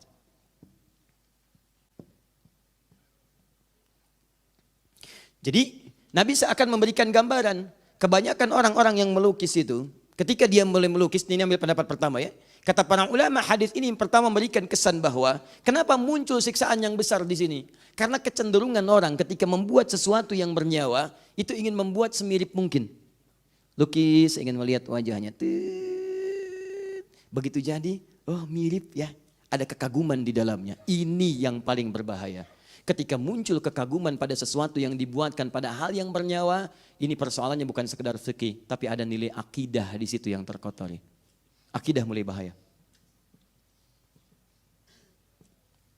Seakan-akan ada yang bisa membuat yang mirip seperti ciptaan Allah. Maka nanti kita akan lihat bagaimana hadis selanjutnya pada yang seperti ini. Bikin patung, kan? Ada madam lilin, madam batu, madam macam-macam tuh dibuat. Mirip. Anda sih sebagian orang belum paham, tiba-tiba foto di sampingnya. Foto ceklik gitu kan. Tapi persoalannya ketika ada kekaguman, kedahsyatan ke situ bahkan menghadirkan suasana tertentu, auranya seperti mendapati aslinya. Seperti seakan-akan bersamanya. Bahkan kadang-kadang terjadi penipuan luar biasa. Ceklik sedang berfoto bersama Obama misalkan, misal yang lain udah nggak ada. Bisa supaya kita menyebut kalimat yang berbeda.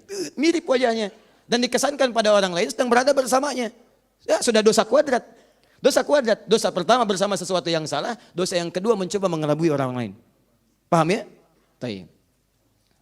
Hadirkan sini. Jangan dipotong video saya, awas hati-hati ya. Kita mencari cara yang terbaik. Itu orang seperti itu yang berusaha memirip-miripkan dengan ciptaan Allah Subhanahu wa taala sehingga terkesan ada aura-aura yang berbeda. Ini ilatnya, lihat dampak sebab hukumnya, ilatnya. Kenapa dilarang dengan sangat kuat? Karena dikhawatirkan merusak bukan hanya ke fikih tapi ke akidahnya. Ada sesuatu yang diturunkan, takut merasa ada sesuatu yang aura besar di situ, ada kemiripan. Maka yang seperti ini, lihat hadis selanjutnya. Rawal Bukhari wa Muslim wa ashabus sunan anna Nabi sallallahu alaihi wasallam qala, diriwayatkan tidak main-main, di Al-Bukhari disebutkan, di Muslim disebutkan, di ashabus sunan, sunan, hadis-hadis. Kalau dalam ilmu hadis, sunan itu artinya kitab-kitab yang disusun isinya berdasarkan urutan fikih. Kitab hadis yang disusun berdasarkan urutan fikih. Ya, yang lainnya jami'. Jami' itu kitab hadis yang disusun berdasarkan urutan umum, semua pembahasan. Biasanya babul iman dulu, bab akidah, terusannya ibadah, muamalah dan seterusnya. Tapi kalau sunan, ingat beda antara sunan dalam istilah hadis, sunan dalam istilah usul fiqih, sunan dalam istilah fiqih, dan sunan dalam istilah sejarah itu beda. Lain. Kalau disebutkan dalam istilah hadis, maksudnya kitab hadis yang disusun berdasar urutan fiqih. Seakan-akan ini penulis kitab ini ingin mengatakan, jangankan di kitab hadis urusan akidah, di kitab hadis urusan fiqih pun disebutkan celaan pada yang demikian. Apa yang dimaksudkan? Inna ashab hadhihi suwar yu'adzabuna yaumal qiyamati yuqalu lahum ahyu ma khalaqtum. Orang-orang yang membuat seperti ini dimirip-miripkan dengan ciptaan Allah sehingga terkesan orang lain mengaguminya dengan mengatakan mirip ya, bagus ya, seakan-akan ada ya, maka orang ini akan dipanggil di hari kiamat sebelum disiksa, kemudian diberikan oleh Allah penghinaan pada saat itu, dihinakan. Coba berikan nyawa tuh. Ayo berikan nyawa. Kamu pengen jadi saingan saya? Ayo hidupkan, tiupkan roh kepadanya. Maka ketika dia tidak mampu dan memelas, maka dicelupkanlah ke neraka. Nih yang merasa jadi saingan saya. Hancurkan. Begitu hancur, angkat kembali. Hancurkan lagi, angkat kembali, hancurkan lagi. Dan dia tidak akan pernah keluar dari siksaannya. Tidak akan pernah keluar. Ini yang pertama. Teruskan. An-nasu tsanits. Nas yang ketiga. Rawal Bukhari wa Muslim wa Ahmad. An Abi Zur'ah. Dari Abu Zur'ah. Qala, dakhaltu ma'a Abi Hurairah dara Marwan ibn al-Hakam. فرأى فيها تصاوير وهي تبنى فقال سمعت رسول الله صلى الله عليه وسلم يقول قال الله عز وجل ومن أظلم ممن ذهب يخلق خلقي. Tiba-tiba saya datang bersama sahabat Abu Hurairah, kemudian saya mengunjungi rumah Marwan bin Hakam. Ketika mendapati di situ banyak gambar-gambar, bahkan ada yang tersusun dan membentuk satu bentuk-bentuk tertentu. Bubna, ada yang digambar, ada yang jadi patung-patung sebagian. Maka dibacakanlah hadis Nabi, hadisnya hadis qudsi. Wa man azlamu, yang tadi menyebutkan diazab. Yang tadi menyebutkan dihinakan. Yang ini disebut manusia paling zalim. Dan siapa orang yang paling zalim dibandingkan orang yang berusaha membuat ciptaan, ingin menyaingi ciptaanku. Tapi belum selesai. Falyakhluqu dzarratan, falyakhluqu habbatan atau falyakhluqu sya'iratan. Kalau mau dibikin, bikinlah yang tidak bernyawa. Silahkan bikin misalnya gambar-gambar patung-patung, bisa kemudian dari biji-biji jagung, bisa kemudian dari biji-biji tumbuhan yang lain ataupun gandum dan sebagainya. Jadi gambaran hadis-hadis ini, banyak hadisnya, saya berikan contoh sebagai dalil dari kelompok yang pertama, teman-teman sekalian, bahwa untuk kehati-hatian pada gambaran-gambaran yang bernyawa, kelompok ulama pertama memilih untuk hati-hati dan mengharamkan secara mutlak. Mereka khawatir kalau bikin seperti ini, memang awalnya bikin biasa, tapi dikhawatirkan ketika jadi atau ketika membuat itu ada perasaan mirip juga ya dengan aslinya. Begitu ada perasaan itu, maka disitulah mulai terganggu keyakinan kita kepada Allah. Begitu orang lain mengagumi dengan berlebihan, di situ mulai ada gangguan dalam akidah. Maka ulama pertama berpendapat ini haram mutlak pada yang bernyawa. Ingat satu, tapi mereka kecualikan ini dari kasus yang terjadi di zaman Nabi SAW. Kecuali dua hal. Kecuali satu, hal yang melekat pada perangkat mainan anak-anak. Jadi kalau mainan anak-anak tidak ada masalah. Sebab nilainya bukan pengaguman, nilainya buat main-mainan. Sayyidah Aisyah punya mainan, teman-temannya punya main-mainan, dan tidak pernah dinafikan oleh Nabi SAW. Illa lu'batul banat, kecuali mainan anak-anak. Jadi kalau ibu ingin memberikan anak-anak misalnya mainan-mainan Hello Kitty, ya itu nggak ada masalah. Ya, nggak ada masalah. Bawa Hello Kitty, kita ke rumah. Nah, ada Hello Kitty, Hello Kitty. Nah, kan? Nah, Anda yang mau mengaji tiba-tiba datang, haram ya? Oh, tidak. Nas yang kedua mengatakan illa lu'batul banat, kecuali mainan bagi anak-anak. Boleh, tidak ada masalah. Ini ada Doraemon, bawa kan? Ini mainan panda, bawa, itu nggak ada masalah. Mainan anak-anak. Baik ya, kecuali misalnya orang tua yang kekanak-kanakan, ya. Sudah 70 tahun masih pakai boneka, tak ninung, itu salah. Nah, misalnya. Jelas ya, ini lu'batul banat, itu mainan anak-anak. Mainan anak sama perangkat mengajari anak. Anak menggambar misalnya macam itu tidak ada masalah. Gambar bikin ini, bikin itu, ada kelas menggambar di sekolah tidak ada masalah. Karena memang untuk anak-anak mendekatkan pada dunia dia, ada tasawur, deskripsi bagi dia untuk memahami lewat permainan. Karena anak-anak belum ngerti ya, dia belum balik. Bagaimana mau menyekutukan Allah, balik aja belum? Belum balik, dia belum ngerti. Salat aja belum wajib, puasa aja tidak. Jadi kalau ada anak-anak belum balik, ibu jangan memaksanya tapi mengajarkannya dalam kemuliaan. Paham ya? Ini mau puasa sebentar lagi, ada anak belum balik, latihan dia pelan-pelan. Kalau zuhur buka, apresiasi. Aduh adek pintar. Ayah dulu gak seperti adek. Adek zuhur, ayah dulu jam 10 bukanya. Bu, misal gitu kan, angkat dia, ayo lawan lagi ya kakak, tuan, sampai dengan asar. Besoknya asar, dia buka, adek pintar, Masya Allah. Tuh mamah dulu, zuhur lewat dikit udah buka, adek sampai asar. Besoknya maghrib jam 6, dia setengah 6 udah minta buka. Setengah 6, gak apa-apa biar buka. Gak apa-apa, apresiasi lagi, dorong lagi. Dek, besok setengah jam lagi ya, karena dia belum balik. Belum waktunya sampai pada keadaan dia. Metabolisme tubuhnya masih menyesuaikan. Jangan dipaksa. Dek berjuang, setengah jam lagi. Ah, Anda orang tua yang keterlaluan. Orang udah lapar, dorong-dorong. Ayo dek, berjuang. Luar biasa, ini satu ini. Yang kedua, pada gambaran-gambaran yang sifatnya direndahkan. Ya, muhannidah. Direndahkan itu tidak dianggap sebagai sesuatu yang mengagumkan. Di karpet, di bantalan, tempat tiduran, macam-macam, yang diinjak, yang macam-macam, itu nggak ada masalah. Jadi kalau gambar-gambar kemudian, taruhlah kemudian misalnya ada Hello Kitty jadi karpet, ya, ada kucing gambar ini jadi karpet, jadi diinjak-injak dan sebagainya, itu sepakat ulama itu rakman bit thaub. Rakman bit thaub itu artinya gambar-gambar yang ditenun pada kain-kain untuk direndahkan, jadi kain lap, kain ini macam-macam. Sehingga tidak ada kesan persaingan dengan ciptaan Allah Subhanahu wa taala. Di sini ulama-ulama dulu sepakat dengan keadaan demikian. Ini tidak ada persoalan. Dari sini kemudian berkembanglah, masa berkembang, keadaan mulai berkembang.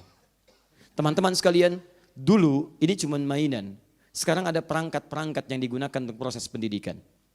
Bisa, mohon maaf, patung hukumnya haram. Kecuali boneka barangkali untuk anak-anak kekinian sekarang. Tapi Ustadz, saya kan sedang belajar saya kedokteran. Harus belajar tentang rangka, anatomi tubuh dan sebagainya. Kadang-kadang dibuat demikian. Apa hukumnya? Pada yang demikian diambil illat maslahatnya dikembalikan ke sini. Apa fokusnya? Sepanjang yang dimaksudkan bukan bagian dari untuk menyaingi ciptaan Allah.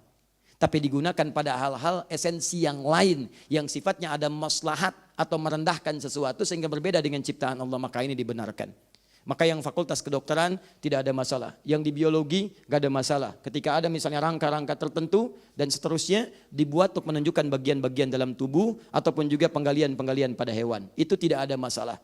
Sekalipun sebagian ulama masih agak hati-hati. Kalau bisa bentuknya jangan sesempurna mungkin. Misal bentuk wajah, hilangkan sebagiannya, tutup misalnya kan. Baik, sehingga tidak menyerupai betul. Ada sebagian yang masih berhati-hati. Tapi dalam konteks kekinian kan nggak bisa. Kita akan pelajari bentuk hidung. Begitu ditunjuk, hidungnya nggak ada. Ini kan repot. Adik-adik, sekarang kita akan mulai ya belajar tentang mengenal hewan-hewan buas. Mari kita lihat, ibu ceritakan singa. Seperti apa gambarnya bu? Haram. Nggak bisa. Karena kita ingin menjelaskan bagaimana kemudian bentuknya. Repot gitu kan kalau nggak ada. Unta, gimana itu unta bu? Kalau mau tahu ke padang pasir aja ke sana. Oh, bisa. Kasihkan gambarnya nih begini, begini, begini, begini. Itu nggak ada masalah. Guru gambar sketsa gini misalnya kan. Ah inilah singa, kan? Paham ya? Baik. Yang kedua turunan lagi misalnya. Baik maaf di kepolisian atau di militer dan sebagainya. Dibutuhkan misalnya ahli sketsa untuk memastikan keadaan hukum. Begitu ada terjadi pencurian, dulu belum musim CCTV, bahkan sekarang masih berkembang keahlian ini. Maka datang, bagaimana saudara menurut Anda, ciri-cirinya seperti apa? Begitu digambarkan ciri-ciri, dilukiskan begini. Apakah seperti ini? Bukan. Apakah seperti ini? Bukan. Apakah seperti ini? Mirip dikit. Apakah seperti ini? Mirip dikit. Ini mirip sekali. Oh iya, yang seperti itu. Mirip yang dimaksudkan bukan mirip ciptaan Allah. Tapi untuk mirip menemukan pelaku dari unsur kejahatan. Yang ini boleh. Ayo saudara, siap. Saya lukiskan ya. Apakah seperti ini? Tidak. Apakah seperti ini? Tidak. Udah mirip seperti ini? Bukan. Kenapa bukan sama sekali? Haram pak. Wah, Masya Allah. Ini repot yang seperti ini. Jelas ya? Dia nggak ada kepastian hukum. Bagaimana Anda bisa membantu proses kepastian hukum? Polisi kesusahan, sidang nggak terjadi-jadi dan sebagainya. Begitu di persidangan ditampakkan, oh, apakah yang saudara maksud orang ini? Betul pak dia. Seperti gambar ini? Bukan pak. Kenapa menolak? Yang itu haram pak. Yang ini yang halal. Ada pencuri yang halal, ada gambar yang haram. Kan? Itu yang repot. Nah, sampai sini dipahami? Baik, jadi bagian pertama, kalau yang dimaksudkan lukisan-lukisan, melukis makhluk bernyawa. Ini kita nggak bicara tentang pemandangan, tentang pohon dan sebagainya. Maka ulama yang pertama, mereka berhati-hati mengatakan ini mutlak haram karena dikhawatirkan ada sesuatu gambaran terjadi dalam jiwa yang bisa merusak akidah. Kecuali dengan 3 turunan tadi. Ada maslahat hukum. Yang kedua, jadi sebagai mainan-mainan yang biasa.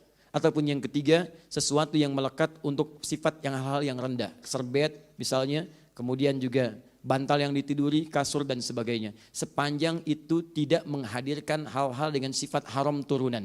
Sifat haram turunan itu misalnya, maaf, gambar-gambar yang tidak elok. Ah, kalau itu halal dong gambar misalnya di bantal karena tidak dimirip-miripkan. Tapi bantalnya gambar Madonna misalnya, nah itu nggak tepat juga. Gak boleh. Hal-hal yang sifatnya melahirkan turunan hukum baru itu yang dihilangkan. Saya ingin mimpi bisa main bola seperti Lionel Messi misalnya kan. Bikin bantal Lionel Messi. Seakan-akan tidur bersama Messi. Itu gak boleh. Haram hukumnya. Saya gak mau pakai Messi main aja kalah 3-0. Saya Ronaldo aja misalnya kan yang golin saat di puncak. Misal gitu kan. Itu gak boleh. Karena ada suasana yang hadir kemudian yang tidak dibenarkan. Jelas? Tayyib. Masuk selanjutnya, kenapa sampai ke Ronaldo? Bismillahirrahmanirrahim. Teruskan ya, ini kan baru masa konvensional, belum kekinian. Kita belum masuk foto, judulnya kan foto dan gambar. Kalau gambar sifatnya lukisan, kalau sekarang ke foto. Yang haram sudah, sekarang kita teruskan.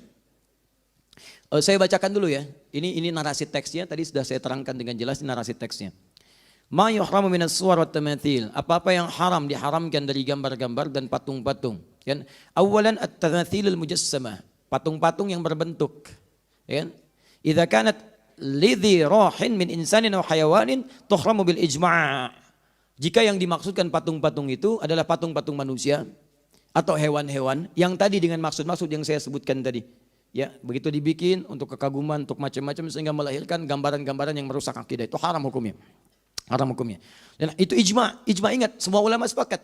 Ulama sepakat, Nabi menyampaikan, sahabat menerima, tabi'in kemudian mengamalkan, dan ulama semua sepakat.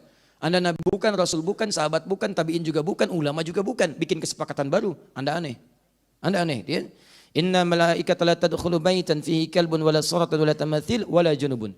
Malaikat tidak akan pernah masuk ke dalam satu rumah yang di dalamnya ada sifat-sifat, ada anjing di dalamnya, ada kemudian gambar-gambar, ada patung-patung dan juga tidak juga bagi orang yang dalam keadaan junub dan belum dia bersuci di situ. Maka di sini ilat hukumnya jika Anda menemukan hal demikian lebih baik kemudian Anda sesuaikan. Ya, jadikan seperti Nabi tadi. Nabi masuk ke ruangan, ada Sayyidah Aisyah, tiba-tiba yang digambar di gorden diturunkan. Jadi keset, jadi bantalan, jadi apa dan sebagainya. Itu lebih selamat dibandingkan Anda pajang dan sebagainya. Menghadirkan satu saat Anda lewat. Ada patung kuda misalnya kan. Begitu lihat, duh ini kuda kasihan, siang malam begitu aja. Capek kayaknya, berdiri aja begini kan. Itu aja udah candaan yang kemudian melahirkan gambaran. Mirip ya. Ada patung kuda di Bekasi, kudanya warna putih, di Kemang warna hitam. Masya Allah, di Kemang warna hitam itu katanya kudanya, kuda yang di Bekasi, terbang ke sana, begitu terbang kena polusi yang di sana hitam. Patung kuda satu hilang di Bekasi, karena jadi candaan di situ. Ya, kuda terbang padahal kudanya kuda patung, kuda bikinan dan sebagainya. Disitulah kadang ada kesan-kesan tersendiri yang menghadirkan seakan kekaguman yang tidak pada tempatnya. Jadi keliru di situ. Paham ya? Kemudian, thaniyan, as-suratul musawwarah bil yad lidhi rohin haramun bil ittifaq.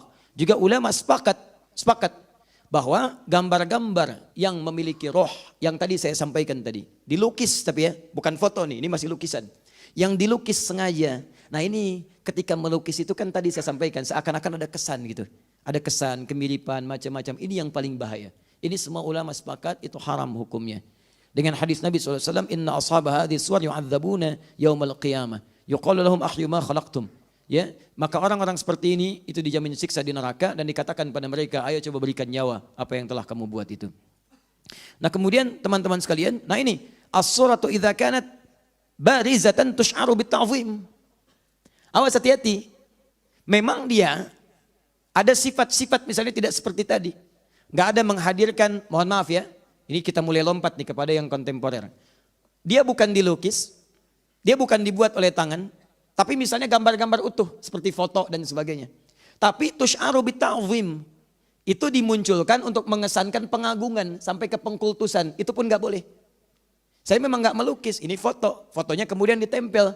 Dari tempelan itu misalnya saya pasang foto misalnya, maaf ya, si fulan, si fulana atau macam-macam atau bahkan misalnya tokoh-tokoh dari nasional, tokoh-tokoh pemain bola, tokoh ini macam-macam saya tempelkan dan di situ ada kesan pengkultusan. Begitu dipajangkan ada kultus. Mau tidur, melihat gambar ini seakan-akan adem rasanya. Ada pancaran dari pandangan matanya, pancaran dari pandang matanya. Padahal gambar, cicak masuk ke situ, tertutup matanya. Nah itu kan bahaya juga di situ. Nah, jadi teman-teman sekalian, dalam kondisi ini, gambar-gambar pun yang sifatnya ada pengkultusan dan sebagainya, itu para ulama mengatakan haramun. Haramun.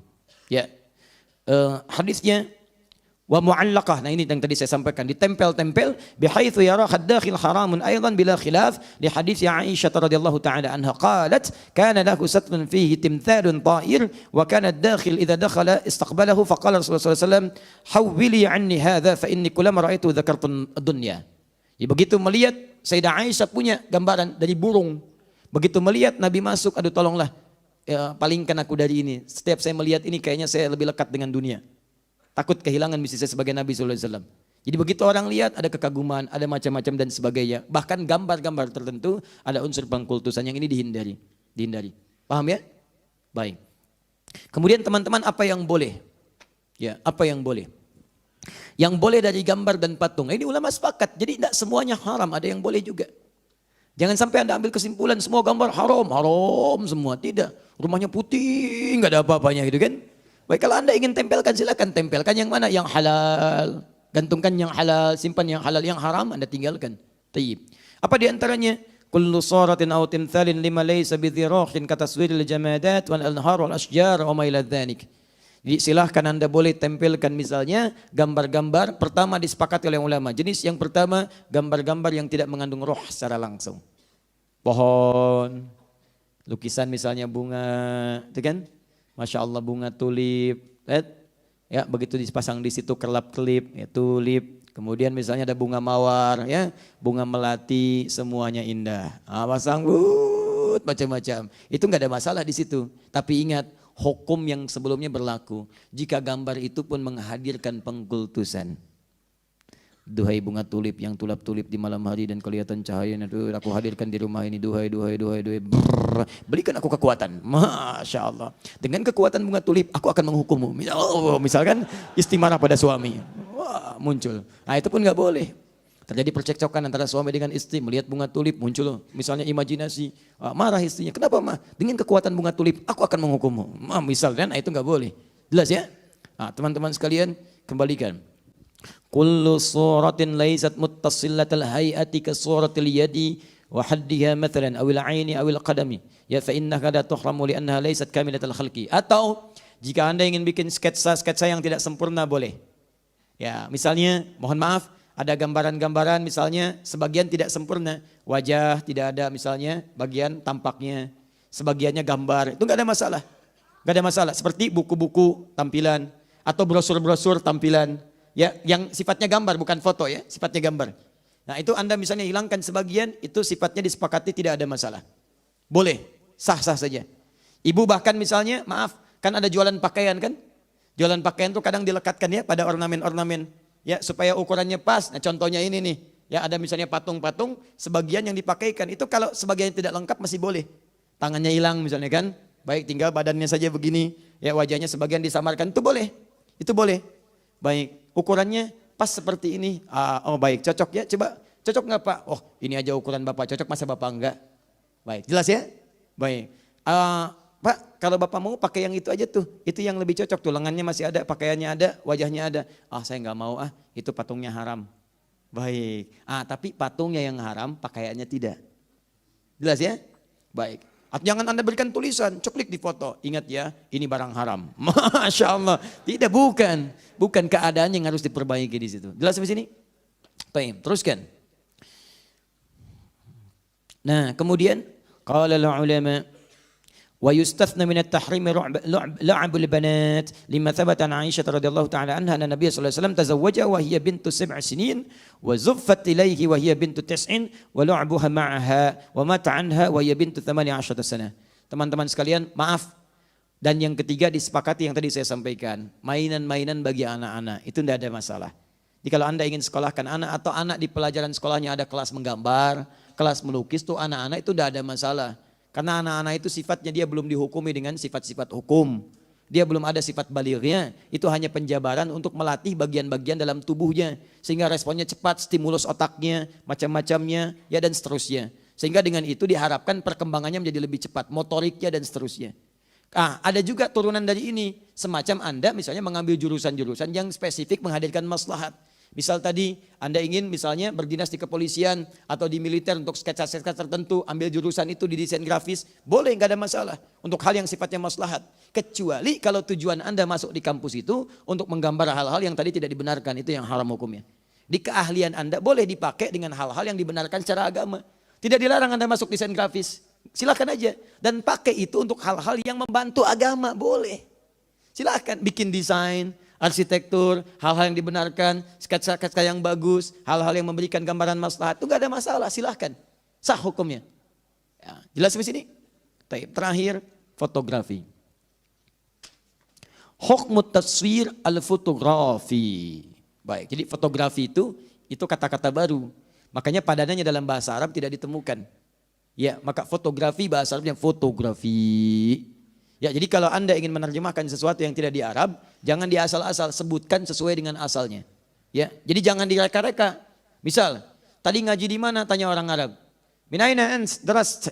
Anda katakan di Kota Baru Parahyangan, katakan darastu fi Jami' Ar-Rahman Kota Baru Parahyangan. Spellingnya sama, Kota Baru Parahyangan. Jangan diarab-arabkan. Min aina anta? Kutuburu Parahyangan. Begitu dia datang, dia nanya pada orang lain, salah jawaban. Datang dia besok-besok nanya, aina kutuburu Parahyangan. Gak akan ketemu alamatnya. Sama Garut, sebutkan Garut, pakai ghain, jangan pakai qaf. Ya, min aina anta? Min Garut. Garut. Begitu teman Anda dari Arab main ke sini nanya di bandara, uridu Garut, saya pengen ke Garut, langsung ditunjukkan. Jangan terlalu inovatif. Korut. Begitu tanya, aina Korut, dibalikin lagi ke pesawat, dibawa ke Korea. Itu yang repot. Nah ini sama hukmu taswir al-fotografi. Fotografi itu diserap, namanya mu'arab, dari yang asing kepada Arab. Paham ya? Sama Bogor. Min aina anta? Bugur. Wah, kadang-kadang diganti pakai jim, itu repot. Sudah. Karena ada di Arab, orang Mesir, Anda bahaya orang Mesir, jim itu dibaca ghain. Jannah, gannah, jannah, jannah, gannah, janahun, ganahun. Qaf, kadang-kadang pakai hamzah, suq jadi su'. Nah itu orang-orang di Mesir itu. Makanya mesti hati-hati. Bogor, pakai ghain, jadikan jim oleh Anda. Itu yang repot. Sudah, fotografi. Lama-lama jadi fiksi nanti. Yara ba'dul mutaakhirin min al-fuqaha anna at-taswir asy-syamsiyya al-fotografi la yadkhulu fi dairati at-tahrim. Ulama-ulama kontemporer berpendapat bahwa ada masalah kontemporer yang tidak ditemukan di masa lalu dan tidak sama hukumnya karena berbeda sifatnya. Masalah itu disebut dengan fotografi. Beda kalau yang lain tadi surah, taswir, sifatnya digambar, gambar-gambar. Dari prosesnya udah beda prosesnya. Sebab begini, ketika Anda melukis, kan ada proses diri Anda yang menggambar di situ. Kayaknya nggak mirip nih, kayaknya nggak mirip. Tuh dari perkataan aja sudah muncul kalimat di situ. Ganti lagi jadi lebih mirip, ganti lagi jadi lebih sesuai. Seperti ini ya, bagus sekali ya. Seperti aslinya. Itu yang bahaya. Tapi kalau fotografi emang sudah asli. Saya ngambil foto Anda, nggak mungkin muncul kambing. Pasti Anda di situ. Pasti Anda. Silakan cek. Begitu di foto, seklik, yang muncul si Amang misalnya, nggak mungkin, mustahil. Saya foto Anda, yang muncul Anda. Saya foto singa, yang muncul singa. Itu yang disebut dengan fotografi. Paham ya? Optiknya jalan di situ. Seketika muncul. Seperti Anda melihat cermin seperti ini, gambarannya ada. Cuman bedanya fotografi tidak bergerak-gerak, Anda di cermin bergerak-gerak. Maka dari sini ulama mutakhir dan kontemporer mengatakan beda cara, beda hukum. Beda proses, lain hukum. Karena itu dari segi prosesnya kata ulama mutakhirin, laisa min dairatit tahrim. Foto-foto kontemporer dari fotografi yang jadi sesuai aslinya, mirip seketika, tidak ada proses yang sama seperti sebelumnya, itu tidak masuk dalam lingkaran yang haram. Artinya boleh. Satu ya. Pendapat yang di sini umumnya para ulama berpendapat demikian. Jadi jenis pertama, ini saya belum mulai turunan nih, saya baru mulai hukum asal, belum ada hukum turunan. Ingat, setiap yang halal itu bisa jadi haram dalam kondisi tertentu. Seperti yang haram bisa jadi halal dalam kondisi tertentu.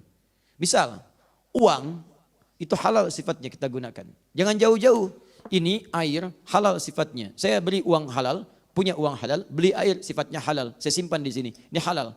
Tapi halalnya kan punya saya, yang halal punya saya, yang minum Anda tanpa izin. Maka ini jadi haram bagi Anda. Halal bisa berubah jadi haram dengan kondisi tertentu. Haram bisa berubah jadi halal. Babi hukumnya haram. Sepakat ulama. Dan gak ada celah di situ untuk kehalalannya. Haram semua dengan segala turunannya. Tapi kondisi menjadikan Anda datang ke satu tempat, datang ke Cina, kebagiannya, Xinjiang datang ke jauh sampai ke daerah-daerah hutan. Gak ada makanan, gak ada macam-macam yang ditemukan. Anda perlu bertahan untuk hidup. Yang ada cuman babi, akok sekitaran Anda misalnya. Masya Allah. Awas jangan diutak-atik kata-kata saya, jangan diutak-atik, awas. Awas, jangan diutak-atik kata-kata saya. Begitu muncul yang ada cuman babi. Kalau Anda nggak makan, Anda meninggal. Itu poinnya, sedangkan sifatnya haram. Seketika itu jatuh hukumnya berubah jadi halal. Baik, jadi dalam kondisi demikian, Anda bolehkah makan babi? Tidak, babi besar begitu bagaimana dimakan? Ya Anda potong dulu, setelah Anda potong masak dulu. Dan jangan dimakan keseluruhannya, makan untuk mencukupkan, menghilangkan lapar Anda. Makan, hilang lapar. Enak juga nih. Bukan. Tapi kan, habis, selesai. Nah sambil makan, sambil mencari yang halal. Begitu kemudian menemukan ayam, maka babi tidak berlaku kehalalannya bagi Anda. Selesai semua. Tuk, simpan itu selesai, kemudian kembali kepada yang halal. Jelas ya?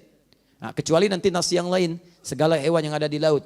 Ya, at-tahuru ma'uhu wal hillu maitatuhu. Kalau yang di laut itu, Masya Allah, itu airnya itu sah digunakan bersuci dan halal semua bangkai yang ada di dalamnya. Maksudnya hewan-hewannya halal di situ. Ya, di kalau nyari babi laut tuh kalau ada kan. Makanya babi nggak ada di laut. Oh ceburin, bawa babi dari darat ceburin ke laut. Halal ini. Tidak. Jangan terlalu kreatif di situ, tetap haram kalau yang seperti itu. Paham ya? Baik. Jadi semua yang ada di laut itu halal hukumnya kecuali putri duyung. Taib. Jelas ya? Sekarang kita ambil hukum dasar dulu. Hukum dasarnya untuk foto itu boleh. Itu boleh hukumnya. Jadi silakan kalau misalnya Anda ngambil foto misalnya kan dalam kajian ingin dilihat, ingin macam-macam. Atau misalnya Anda ingin mengenalkan sebagai pendidikan, foto presiden misalnya kan ditempel, dipajang untuk diketahui macam-macam. Di Madinah ada foto raja-raja dipajang. Raja Fulan, Raja Fulan, Raja Fulan sampai Raja Salman. Sampai sekarang kemudian pangerannya juga dan seterusnya. Ada, itu tidak ada masalah. Statusnya kan dengan foto-foto dipajang atau misalnya gambaran-gambaran tertentu ada kejadian digambarkan, itu tidak ada masalah. Sepanjang foto-foto yang dimaksudkan bukan sifat yang pertama. Ya, walaupun nanti ada sebagian ulama-ulama yang tetap ketat di sini. Kata para ulama, hukum fotografi itu kami mengambil kehati-hatian sama dengan yang lainnya. Kecuali dalam kondisi-kondisi tertentu. Misal, seperti untuk KTP, seperti untuk paspor, seperti untuk macam-macam. Cuman ulama mutaakhirin kemudian menjawab, bagus kehati-hatian itu kami hargai. Cuman kan faktor itu pengecualian sifatnya darurat. Sedangkan KTP bukan hal yang darurat. KTP dibawa kemana-mana. Ya, maaf Pak, bisa lihat identitasnya, tapi ini darurat ya Pak ya. Darurat ya Pak. Baik, paspor kan dibawa ketika Anda keluar. Dan darurat itu sifatnya ketika tidak ada, maka hukumnya pun hilang. Sama dengan tadi, babi misalnya darurat itu, begitu menemukan ayam, itu tidak. Tapi kan itu melekat pada Anda dalam kehidupan. Tapi tetap Anda tidak bisa menyalahkan prinsip, karena ini bagian dari pendapat yang diambil dengan pertimbangan-pertimbangan tertentu. Jadi kalau Anda menghindari foto, misalnya teman Anda, nah itu gak apa-apa kita hargai, gak ada masalah. Tolong jangan foto saya ya, kenapa? Saya lebih ingin berhati-hati, takut saya masuk dalam yang diharamkan. Itu gak apa-apa, kita hargai dia. Ya, tapi kalau Anda ingin mengambil yang lain itu pun gak ada masalah. Jadi kalau ada ustadz yang gak mau difoto, nah berarti ustadz ini mengambil pendapat yang ini. Berarti ustadz sedang berhati-hati di situ. Baik ya, ustadz foto dulu ustadz. Oh maaf, saya belum bisa difoto. Oh baik, ustadz haram ya. Ustadz haram. Kalimatnya yang enak. Ustadz sedang mengambil pendapat yang pertama. Baik, ustadz maaf boleh lihat identitasnya? Baik, tapi kan ustadz di sini ada foto. Itu kecuali. Nah, itu berarti ini gelombang dari sebagian pendapat. Yang lainnya saat boleh foto, boleh silakan. Ini berarti dia mengambil pendapat yang mutaakhirin yang melihat perbedaan dari sifat-sifat keharaman beda dengan yang lainnya. Paham? Baik.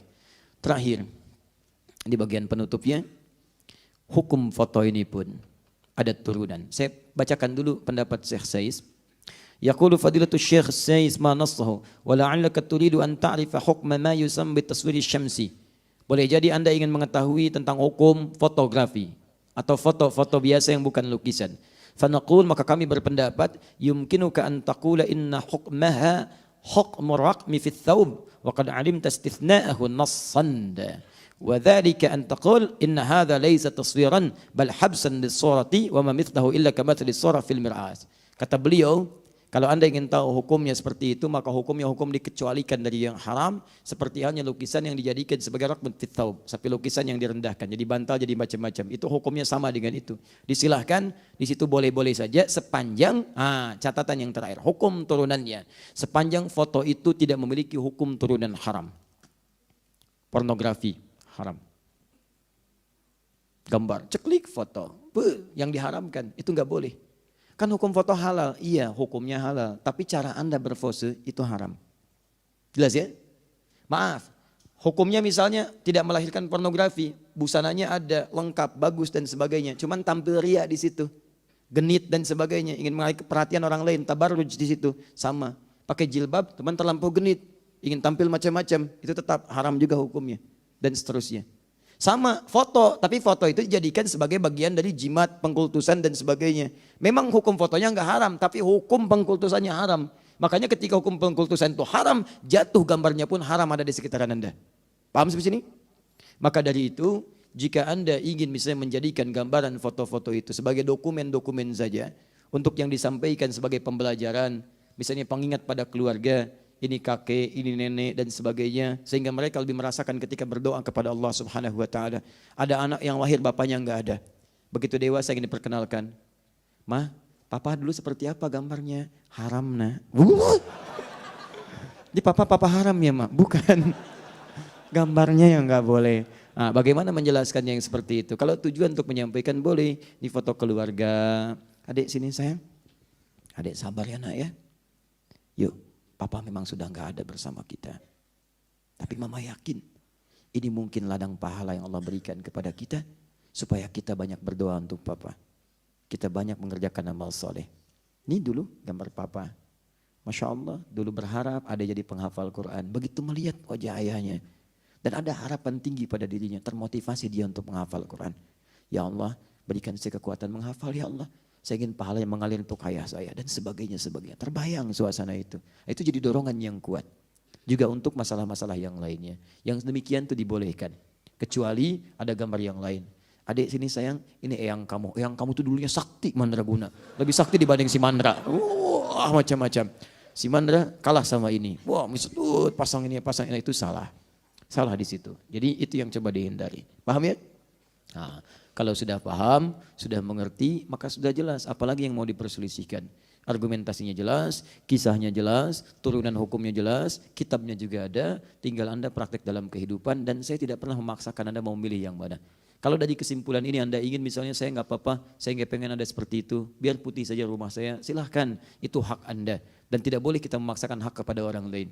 Anda ingin dengan tanaman saja, boleh, itu sah-sah saja. Tapi juga Anda mesti menghargai jika ada teman-teman Anda setelah pelajaran ini memilih misalnya untuk mempraktekkan hal-hal yang bermanfaat dengan apa yang tadi disampaikan.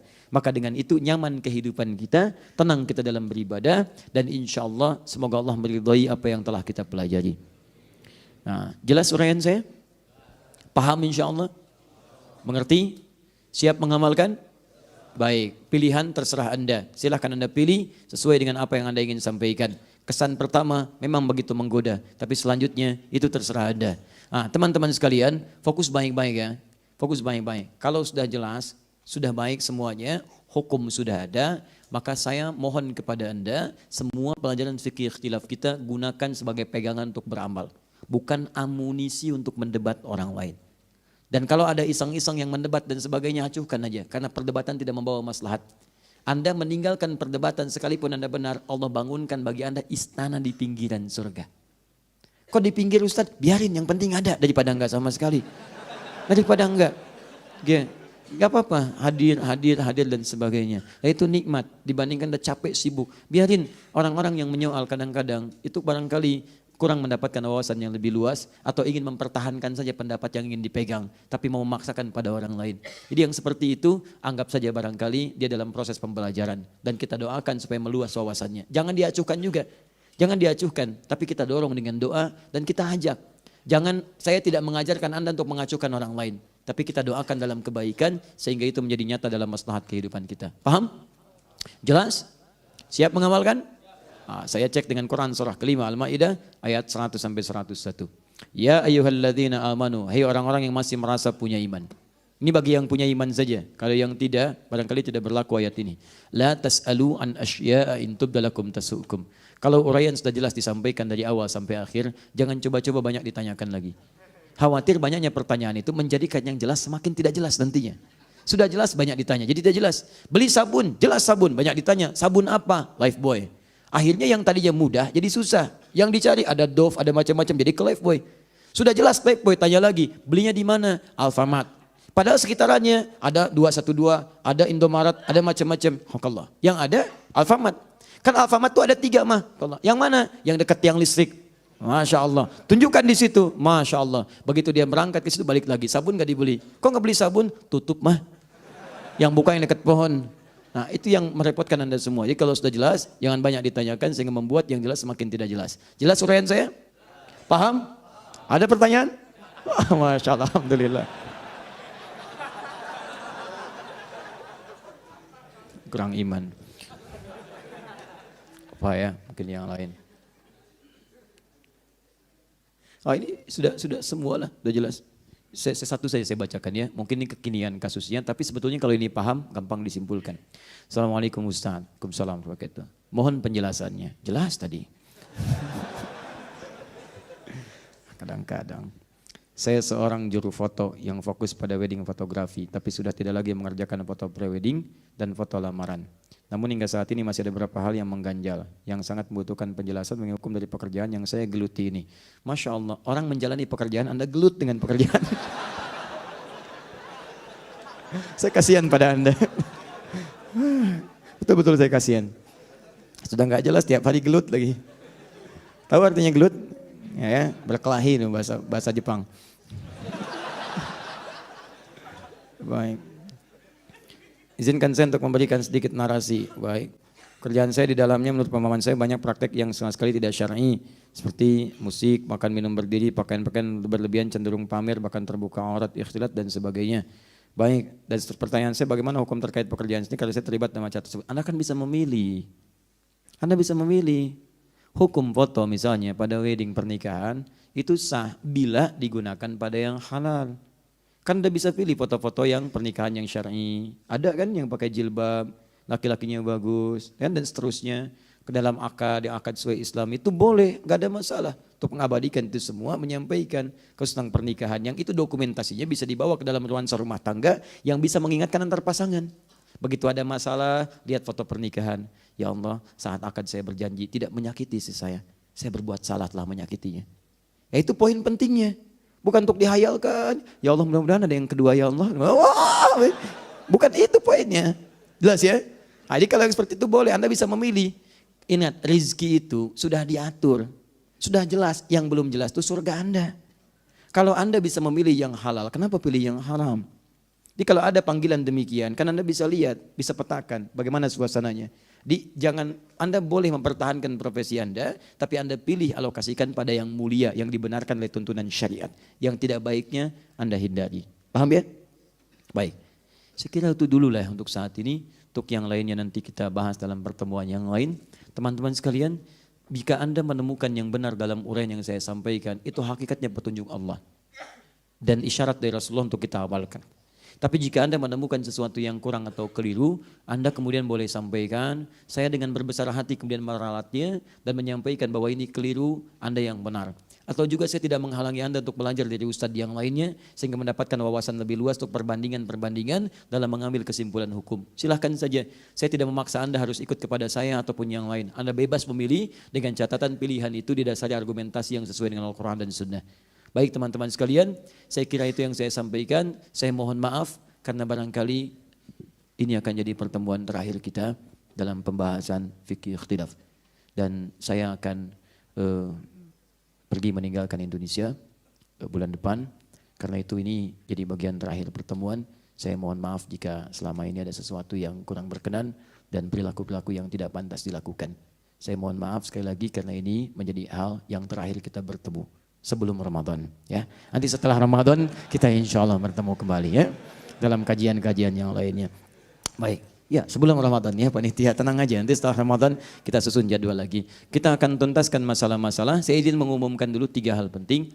Yang pertama, seperti biasa, kita akan berikan kurikulum pembahasan supaya tidak melebar dalam bahasan-bahasan fikih ikhtilaf. Kalau sudah selesai fikih ikhtilaf, kita akan bahas namanya fikih aulawiyah, fikih prioritas. Karena ini sangat penting sekali, karena banyak orang yang keliru kemudian menerapkan praktek agama dalam kehidupan karena tidak tahu prioritas. Sekarang ada misalnya, saya kasih gambaran begini. Ada tren hijrah. Hijrah itu seperti apa proses yang benarnya? Anda misalnya ada di bank konvensional, tiba-tiba tahu ini haram nih hukumnya. Kemudian setelah itu Anda putuskan keluar. Persoalannya ketika keluar Anda tidak menemukan alternatif yang lain. Dari ini menjadi misalnya jadi pekerjaan yang lain. Saya tidak perlu sebutkan lah supaya tidak mengecilkan pekerjaan-pekerjaan dimaksud. Kemudian persoalannya dari pekerjaan ini sudah mapan kehidupan, pindah kepada keadaan yang harus menyesuaikan dan dalam. Sedangkan mohon maaf penyesuaian dari gaya hidup itu berbeda. Kan saya sering katakan F1 sama dengan F2. Ya, gaya gerak sama dengan gaya dorong. Income yang besar gayanya yang keluar beda. Income kecil gaya yang keluar lain. Dan hukum gaya itu bersanding lurus dengan hukum tekanan Pascal. F berbanding lurus dengan P. Gaya berbanding lurus dengan tekanan. Tekanan di atas beda dengan tekanan di bawah. Karena itu semakin banyak gaya semakin tertekan. Nah keadaan ketika mundur ke bawah, bagaimana menjadikan jembatannya? Tidak sedikit orang yang kemudian hijrah tiba-tiba lompat dalam keadaan tertentu, kemudian dia gagal menjalani kehidupan dan menyimpulkan hijrahnya yang keliru. Sehingga kembali pada maksiat yang serupa. Dan ini sering terjadi dalam kehidupan. Karena itu mesti ada jembatan-jembatan itu nanti yang dikenal dengan fikih prioritas. Selain hukum-hukum, bagaimana kalau sedang Anda kuliah tiba-tiba adzan? Bagaimana kalau sedang rapat tiba-tiba adzan? Mana yang diprioritaskan? Bagaimana ketika sedang sholat tiba-tiba mati lampu, padam lampunya, gitu kan? Apa yang harus dilakukan? Apakah melewati saf? Mau keluar saf? Takut dihukum lebih daripada 40, gitu kan? Baik, tapi kalau tidak dilakukan, terus-terusan dari belakang, gitu kan? Mana yang harus dilakukan? Nah itu namanya fikih prioritas. Paham ya? Baik, teman-teman sekalian. 2, insya Allah perihal Ramadan kita mungkin ada ta'lim khusus nanti dan terkhusus nanti setiap akan ada awal buka puasa. Insya Allah nanti kami akan tayang di Trans TV menjelang buka, ada kultum yang temanya sudah kami susun, dan alhamdulillah mau mengikuti apa yang telah kami susun dan apa yang kami ingin sampaikan diikuti semuanya, sehingga dengan itu nyaman kita menyampaikan sesuatu. Insya Allah ada tema-tema khusus di setiap awal-awal buka puasa di Trans TV dari menjelang buka. Kemudian yang terakhir, saya ingin mengajak Anda semua tanpa kecuali, ayo kita rubah lembaran baru kehidupan kita, lebih baik lagi daripada sebelumnya. Dan ajakan pertama saya, ayo kita dekati Al-Quran, kita cintai Al-Quran. Kami punya target tahun ini, saya ingin berharap ada 100.000 penghafal Quran baru di negeri tercinta ini. Kita itu 200 juta, berapa yang dekat dengan Quran? Kita harus bikin target tiap tahun terus. Kalau belum Anda, anaknya, cucunya. Ayo, saya ingin ajak Anda, ayo kita mendekat kepada Al-Quran dengan menghafalkannya, dengan memahaminya. Kami merumuskan kemudian satu buku Muslim Zaman Now hafal Quran dalam 30 hari, disandingkan dengan mushafnya diberi nama At-Taisir.